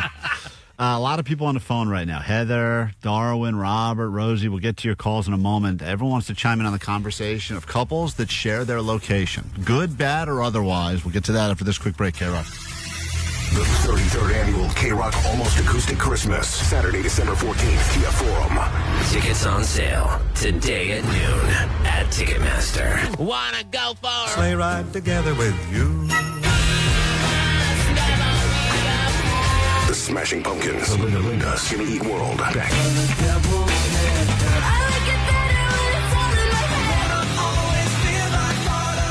311, Royal Otis, Sublime.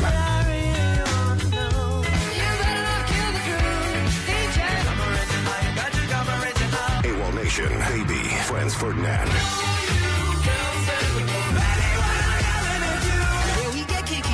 The 33rd annual KROQ Almost Acoustic Christmas, presented by Gain. Here comes Santa Claus, here comes Santa.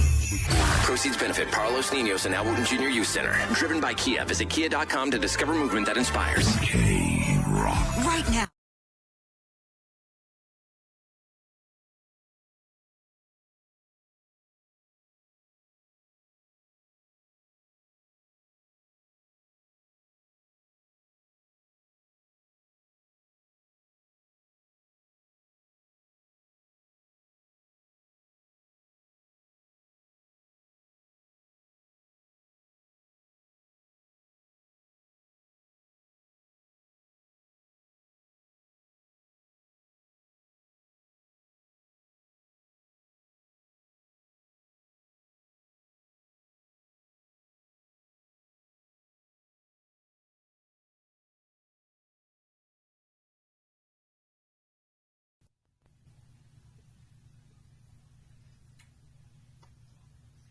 Hey, what's up? Look at that. We're having a little moment together. Thank you. Sorry I've been off of the stream because I've been focused on all this other bullshit. But thank you for watching and letting us come hang out with you on your phone or computer. I don't know how you don't have something better to do right now, but regardless, appreciate you. This is taking my Chomps break. This is not a paid endorsement, but I wish it was. Man, Chomps really powers the show right here. Anyway, I'm just working on getting fat. That's my 10-year goal. If you have any questions, you can put them in the comments below. Hi, YouTube. I'm having a moment with this camera, Vanessa.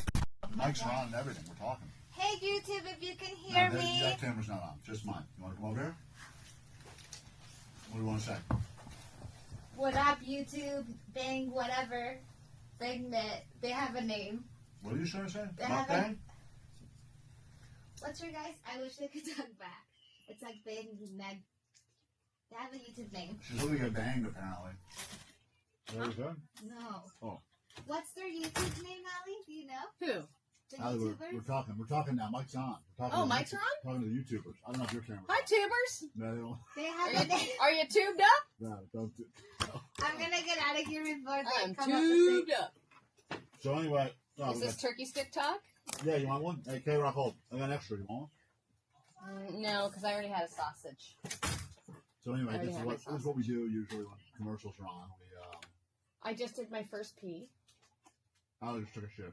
No, I didn't. Took a shit. No, I didn't. I was in the bathroom with Vanessa peeing, and we were talking about this situation on the 101. Look at this. When women say they're taking a pee, I saw that then. Yeah, is that crazy? It looks so fun, I know. I love those little ones. Usually when they say I'm taking a pee, I mean shit. And when they're taking a pee, they just say I have to go to the bathroom. I have to use the restroom quickly, or I have to freshen up. That's not true. Oh yeah. No. Pee means shit. No, pee does not mean shit. I said I had to pee and I peed. I rarely shit at work. Very rarely shit. Can we say shit on this? Is that I don't know. Well, anyway. You crap every day, I think every guy craps every day at work. Is that not true? Not at work, no. No. Yes, Yeah, it's true, because every guy on this show will eventually just be gone for like 20 minutes. Yeah, we're jerking. Really? Oh, yeah. Maybe they should have a jerk room instead of a breastfeeding room. They really should. I don't see any pregnant women walking around here. Are you trying to prominently display your chops? What are you... Trying to get an endorsement. Okay, I found out their name. Their name is Net Bangers. Thank you, Vanessa. This is how Vanessa chimes in, by the way. Usually it's in our ears while we're talking live on the air. It's much more distracting. But right now, since we're commercials hanging out, it's different. All right, the headline is tickets on till noon. I'm supposed to promote that, remind you to go buy them. And hopefully we'll all hang out at the forum. We'll find a place where we can all meet up there and have a drink between. Well, we're going to be hanging out all over the forum. We're going to be. No, I know, early. but we should have an official, if we do the pre-show thing and all that, but we should have hey, we're going to go meet and have a shot or wherever, somewhere at a certain time. Well, I mean, everyone knows where we are. We're going to be there. I'm saying a separate meeting. Yeah, yeah. Why are you creating another meeting? No, we'll say hey, we go to section 225 and have a drink at 8:30 or something. That seems like prime time. We'll probably have to do an announcement. Well, whatever. Or something. Fucking forget that idea. Okay. All right, we got to get back on the show now. I can't believe all these people that are. Yeah, there's a bunch of texts about it too. People who share their locations. Location sharers. Katie and I share our location at all times. Save it for the air. Don't waste the good stuff here. All right. I didn't think it was very interesting. It was not. Anyway, well, here's what you can take away from this. Klein needs a Chomps endorsement, and Allie shits at work. All right, goodbye. I don't shit at work. Thanks for, we're going to go back on the air now.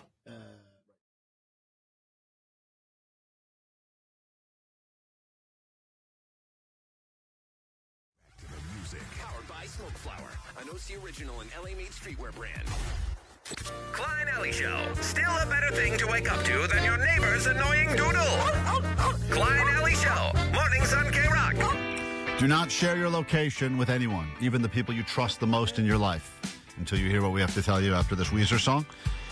No shortage of people on the phone. Text line very full of opinions here. Are you a location sharer or not? Who's right, who's wrong? We'll figure it out next on KROQ.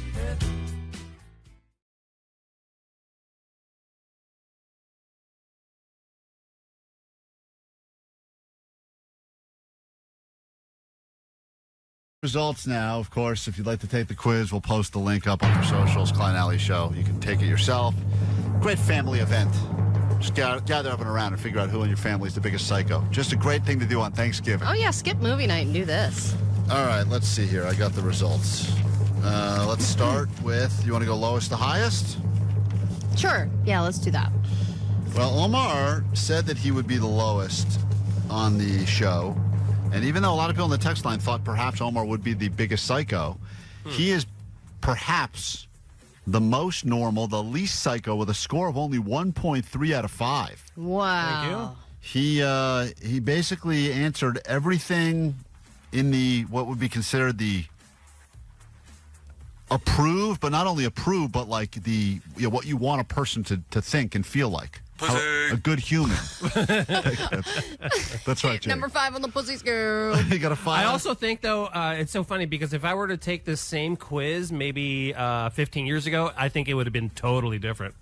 I guess. Yeah, you got soft because you had kids and became a family man. 100%. Omar did score a 9.4 on the pussy scale. Keep trying. All right. Next up. Why are we doing that quiz? I don't know where that one is.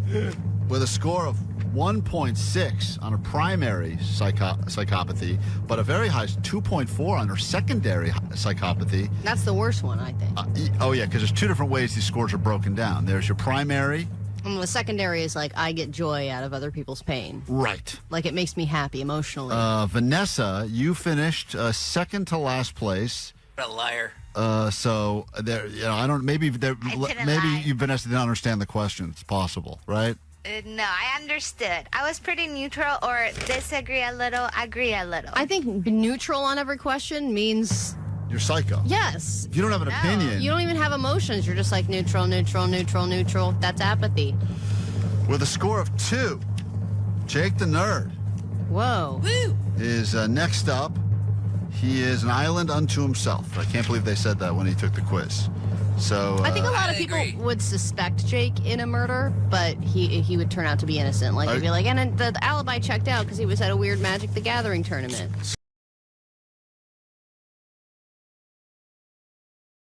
Most important conversation you have to have in any relationship. It's not, are we living together? Should we make a family? Are we exclusive? I think even more important than all that is, are we going to turn on location sharing? Because it says a lot about you as a relationship. Do you trust each other or do you not trust each other? And there are no shortage of people on the phone that have reasons why they either do it or don't do it, or how it's backfired on them. Yeah, and they say that there's a few things you need to consider before you share your location with somebody, especially a significant other. What is the overall level of security and trust that you have in your partnership right now? What would be the purpose of sharing the location, and how would it serve you? And do you imagine there's any downside or challenge that would arise from agreeing to share your location? Like, if you agree and you both go into it agreeing to share, then shouldn't you also agree that nothing that we find in the location sharing can be used against you? Like, it's one of those things. No? Why not? What? That would negate any, like, yeah, I'll share my location, but if I'm cheating, then it's fine. Well, cheating is a different thing, I guess. But even if it's just like, like I'll do that thing a lot of times where I'll just leave work, and my wife will call and she's like, where are you? You're supposed to be home. And I'm like, I'm almost home. Now, if she were to check my location, it would say literally pulling out of the parking lot of KROQ. Right, and that's a problem. Well, it's a problem, but I am also almost home. You're not. You haven't even left yet. I'm more home than I was if I was sitting in this dumb chair. Right. Heather, Heather, you're on KROQ. Yes. Back me up here. What do you do? So actually, me and my boyfriend have been together 5 years, and I share my location with him, and he does not share it with me. Why? That's weird. That's lopsided. Why? Well, before I started dating him, my family, we do it on the Life 360 app. And so when we started dating, he just slid right on in the app and never turned on his permissions to share. So he knows where you are at any time of the day, 24/7, and you have no idea where he is.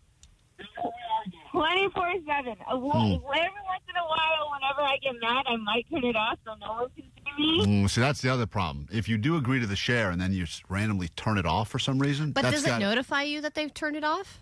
I think it does. Really? Yeah, I think so.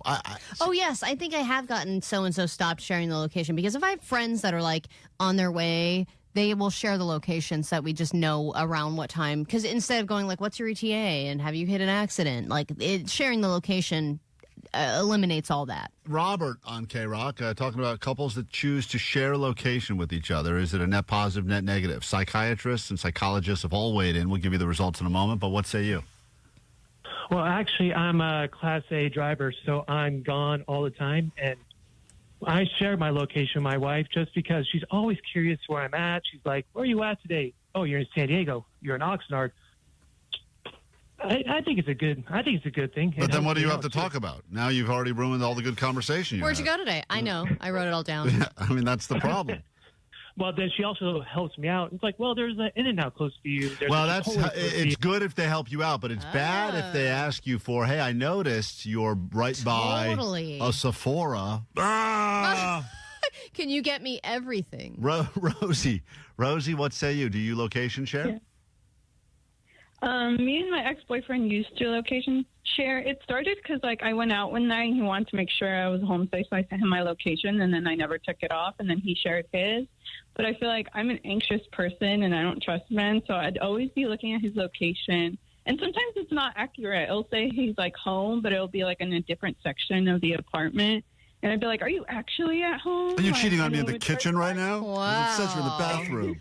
Yeah, sometimes it is. So kind of, yeah. If you're in one of those LA, strip malls, sometimes they're very big. So it could say you're at it could say you're at a restaurant, which would be alarming. Or the Gentleman's Club, 5 doors down. Right, and even if there's anything nearby where you are, I feel like you're kind of guilty by association potentially. So Rosie, you would spend a lot of your day. You would spend a lot of your day looking, and even your head would play tricks on you, and you'd be like, let's see where he's at right now. Exactly. And I just get more anxious and start fights. So overall, I wouldn't do that again. I wouldn't share location. Yeah, it's better to not. And I know that people say, I have nothing but trust. You're with someone. You want to trust someone. You want to be able to trust them.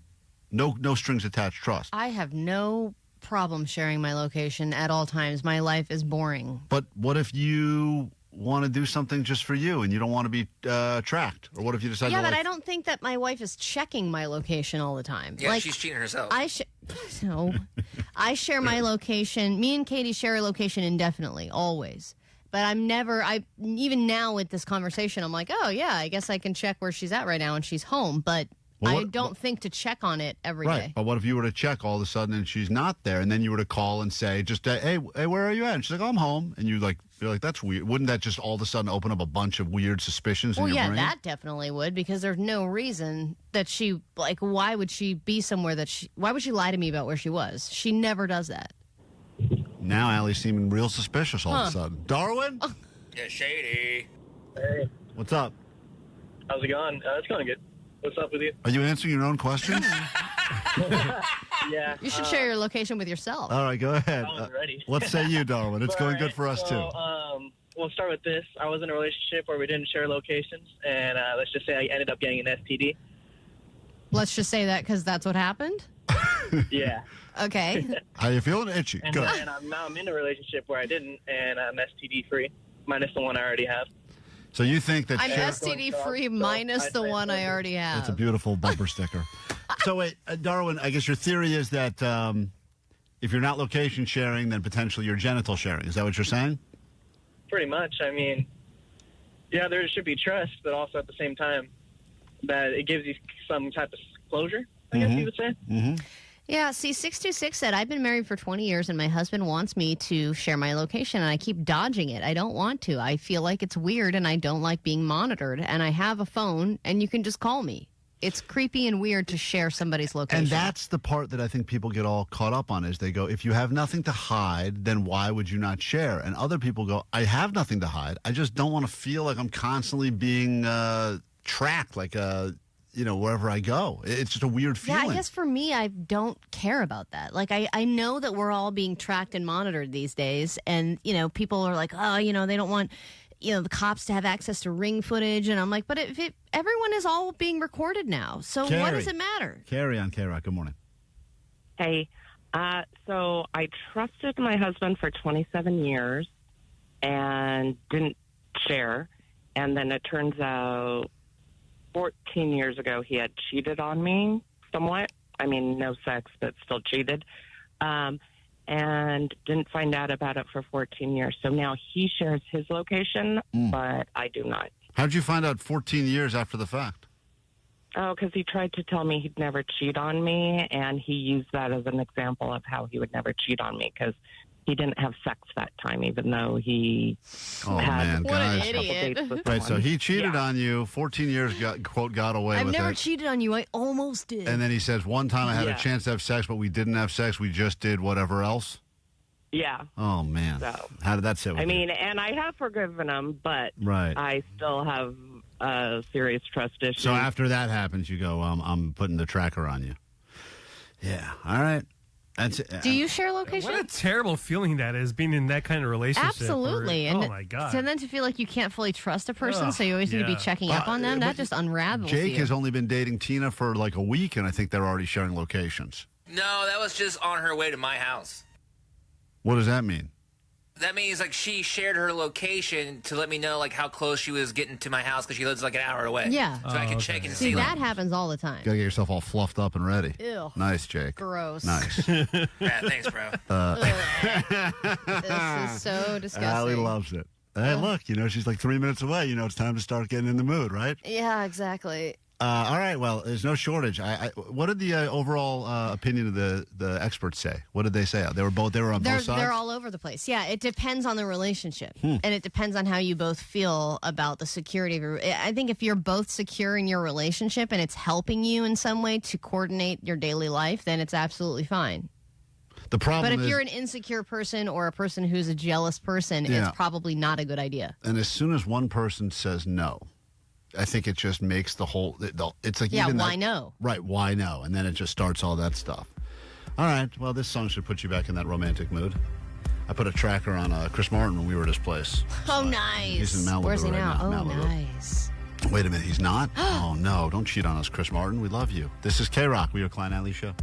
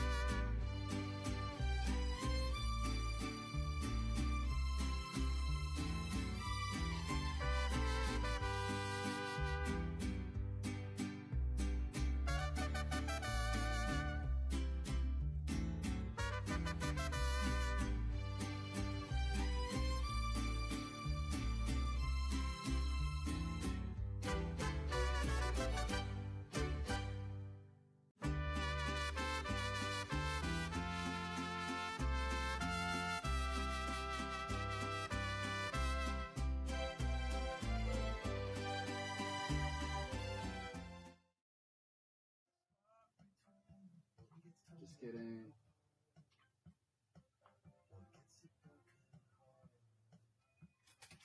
Go ahead and talk to them. They can hear you. They can hear us? Oh, they can hear us. Oh. We gotta tell that part ahead of time. Are we on? Are we on? Everybody buy your tickets at noon. I put a tracker on my kid, and it shows that she's still at the summer camp. She's out the day I put it on her. Oh, why? Because she lost it? Yeah. One day, I put this bracelet on with air tag in it, and it says she's still currently at the camp.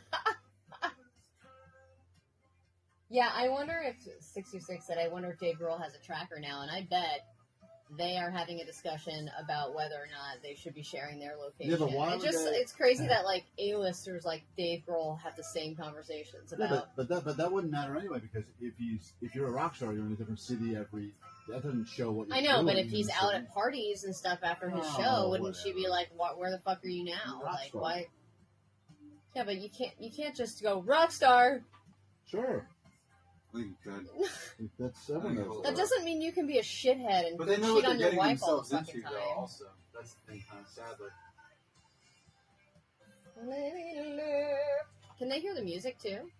Maybe. Is that a problem? Yeah, they probably can't hear this music. That is a problem. Are we being Well, flagged there we now? go. Chris Martin. Chris Martin has fucked us again. God damn it.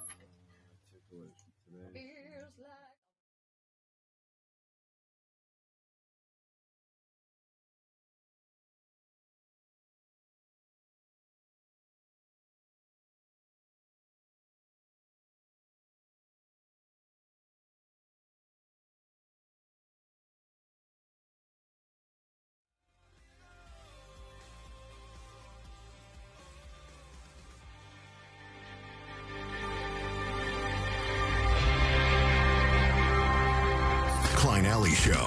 Real people, real show, real hungry. We're okay with cannibalism. Mornings on KROQ.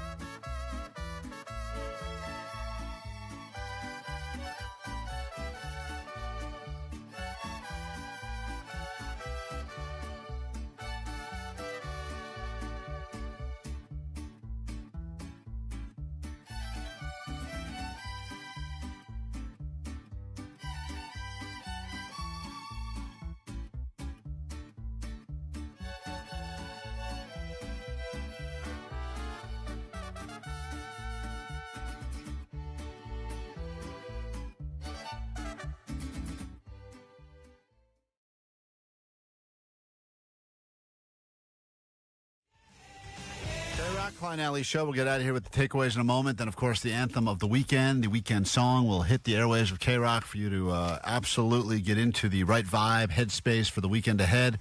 Reminder, those tickets go on sale in just over 2 hours. K-Rock's Almost Acoustic Christmas.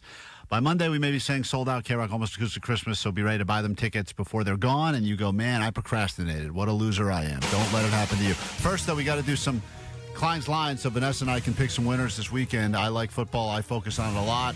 Look at the odds, the stats. Vanessa knows nothing. To this point in the season, I am beating her 25-19, but it could all change. And if I lose at the end of the season, I will be forced to do the most embarrassing thing that anyone has ever been forced to do. Klein's Lines brought to you by Prize Picks. Run your game. Vanessa, we'll start with a game that took place last night. It was the Washington Commanders and the Philadelphia Eagles. The game has already been played, but who do you think will win? Eagles, because they're fast. It was a crazy game, actually. Really? And, I didn't watch any of it. The Commanders were commanding the entire game until 2 touchdowns went up in the last 20 seconds. 2 touchdowns within 20 seconds, and the Eagles won the game. It was no. Never seen like it. I feel like when they lose in a sad way. All right, she got that right. All right, here are the games for this weekend. Let's go ahead and pick 3. We're actually going to pick 2 games and 1 fight. That's how we're going to pick it, okay, Vanessa? Very special Klein's Lines. We'll start with game number 1, and this is the Rams and the Patriots. Who will win that game? Rams. The Rams will win. The Patriots are terrible. The Rams will win that game, but Rams Patriots will randomly win sometimes, though. The game that'll probably be the most exciting game of the weekend is the Chiefs and the Bills. Chiefs. I think the Chiefs are going to get their first loss of the season. I hope so. At the hands of the Bills. I'll take the Bills in that one. I'll give you 3 games. We'll still pick the fight as well. Let's go Bengals-Chargers. Sunday night game. Chargers are going to win that one. All right, so we are different on a lot. I'll give you a chance to come back this week. There's your Klein's Lines. And let's go ahead and pick the fight tonight. Mike Tyson, Jake Paul, who will win the fight? I'm going to go Mike Tyson because if you have a face tattoo, you must be strong. Ooh, interesting reason. I can't pick Jake Paul, even though he's so much younger and potentially even stronger at this point in his life. You just can't, right? And he's got a longer reach, I feel like, too. And but I got to go Tyson. I just have to. Please, Mike Tyson. I know. Please just knock him out. Lord Jesus Christ, Savior. Mike Tyson, let him knock out Jake Paul and knock his head off. Thank you. All right, takeaways from today's show. Then we'll get out of here for the weekend, and you can buy your tickets for K-Rock's Almost Acoustic Christmas. What do we got? Oh, I'm sorry. I was thinking about the fight. I was actually picturing him going down unconscious, and I was like, that's so satisfying. Okay, 626, my takeaway goes, these guys are so overplayed. It's a good takeaway. 818, Spirit Airlines. I said what I said. It's a great catchphrase. 213, my takeaway is Hit Fist is a great lesbian bar. 818, my takeaway is SNL is recorded at 1379 Blackman Street. That was Johnny's first answer of the morning before we got into the full round of Johnny Doesn't Know. He wastes all his good dumb answers at like 6 in the morning. I know. Doesn't say for the prime time. 909, my takeaway is Citizens Arrest. You know what you did. 510, my takeaway is if there's a billboard, there is a billboard letting Allie know that no one working at Trader Joe's wants her cookie butter. It's really fascinating that they felt the need. They were so angry that you claimed you were hit on by the employees of Trader Joe's. They put a whole billboard up. We're changing our MO. To let everyone know billboards. You never got at Trader Joe's. I hope you even make your billboard more specific and say no one at Trader Joe's was ever hitting on Allie Johnson. Please. And 213, my takeaway is K-Rock needs to start playing more rock and roll barbecue. Oh man, what a great band could have been. That guy, drummer, rock and roll barbecue, had an opportunity to drum for Social D, never took it, and now he won tickets because he was almost famous for Almost Acoustic Christmas. Buy your tickets at noon today. Follow along on the socials, etc. And let's see here. Let's get out of here. What's your takeaway, Jake the Nerd? I've always had a huge crush on Heather Locklear's sister, Colleen. Oh, Heather Locklear's sister, Colleen. Could have been. Another almost famous story from today's show. If you don't know what we're talking about, check out the complete podcast. Wherever you get your podcast, search Klein Alley Show. Download, subscribe. Even comment. Even if you have mean things to say, we'll take it. But appreciate the good comments and the good ratings. It always helps us to #grow the show. Omar, takeaway. Yeah. Go suck a dirty D. Go suck a dirty D. That was almost my takeaway, too. And Allie, got a takeaway? My takeaway is Hans and Franz and Wayne and Garth have very famous parents. Apparently, very famous parents. I said pairings, apparently, and that threw Johnny off. He's never heard the term pairings before. All right, that's it. Here's your weekend song. Have a great weekend. We'll do it next week. Try to do it better. Get your acoustic Christmas tickets before they're gone. And DJ Omar Khan taking over now. Bye. Let's do it! Woo! You got dongs. Watch out. You know what? I love cocaine. Oh, it's not about that Monday, Tuesday. No Thursday, Wednesday. Thursday. Forget that noise. Are you ready for the weekend? Yeah. Are you ready for the rear end? Are you ready for the weekend? Are you ready for the rear end? Monday, Tuesday, Wednesday, trash. Thursday, Friday, forget about that. Friday, Saturday, Saturday, Sunday, sleeping in, eating brunch. Oh yeah, Daddy, me, milk me. I don't have that. No thought. Good times, hitting women. I love it. Hit the beach or hit the mall. Go out with friends, do nothing at all. Sleep in, watch movies, read books. Anything goes, just take a walk. Are you ready for the weekend? Are you ready for the rear end? Go. Are you ready for the weekend? Yeah. Are you ready for the rear end? Go. Are you ready for the weekend? I look nasty. Are you ready for the rear end? Go. Are you ready for the weekend? Yeah. Are you ready for the rear end? Go. Are you ready for the weekend? Yeah. Are you ready for the rear end? Go. Terrible joke. Klein Alley Show. Mornings on KROQ 106.7 KROQ. Hey, it's Klein. You know, if you're at all like me, I'm sure you missed the good old days. Good. Bringing them back. I don't know if we're on. Are we on? I appreciate that you're doing Can your you job. hear us? Please take me off whatever list this is. Exciting Kia lineup, including your new I Kia don't. EV I hybrid absolutely and plug-in don't. models. A for effort, bye. haven't paid for It's gas good? in 3 years. You good? Okay. What's good, y'all? Hi, everyone. Thank you for watching. Today's the day. Today's the day to get Literally, your tickets. everybody go cop your tickets. Literally at 12. We're going to go live at 12 with the tickets for sale. These are going to go quick, really, really fast. Please get ready to, like, go get your tickets. Literally today. Look at I don't got to hold the paper so much. Look at We have a special guest. Oh, shit. Oh, yo! Get your tickets, too. We'll all be there. We'll all be there. Come on. Everybody be there, bro. Okay, look at that's the kind of zaniness, like the fun, excitement that's going to be there at Acoustic. We want you guys to be there, too. We would really love you to come out. Please, please. Ooh, Nicole says she's buying drinks. She's buying drinks. Everybody. She's buying the whole forum drinks. Everybody. Your grandma, even the hot dog people outside of the forum are going to be there, and she's going to buy them a drink. Who are you excited to see? Royal Otis? I'm still like on it. I'm hyped on Royal Otis. I Royal really want to Otis. see Baby. They're one of the brand new bands that are going to be playing too. A lot of you guys asked for like the new artists and stuff. Here they are. We got Baby. We got Royal Otis. If you haven't caught up on them yet. I'm not gonna lie. I'm excited for Sublime too. Sublime. Really high for Sublime too. I have not seen Jacob play with Sublime yet, and it's going to be really hot. Really excited for that too. They're very sweet guys. We would love you guys to be there.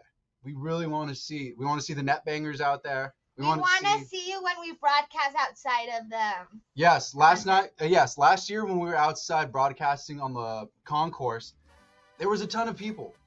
Literally a ton of people. It was way more people than we had the year before, and we just want to keep that going, and we want to like pack this place like way more than last time. So please, please, please, extended invitation, personal invitation. Please. She's telling you personally, please come out. I'm telling you, please come out. We would love to see you there. We're going to bring stickers. We're going to bring pins.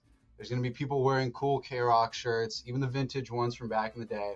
Ooh. There's going to be lots of free swag for you to get. Wear your bands on your shirt so maybe Jay can do a live Yeah, band you could probably get chosen for band on your shirt. A couple segments. Last year we gave away a pair of tickets to the... Yeah, last year we were giving out tickets and we gave away a solo stove to the people that were at the concourse I don't know for our what we're pre-show. giving away this year. We're not promising anything, but probably tickets to the ground. Yeah, maybe we'll have tickets, floor tickets to give away. Maybe we'll have floor tickets. Maybe we'll privately escort you to your seats. I don't know. Maybe we'll take photos.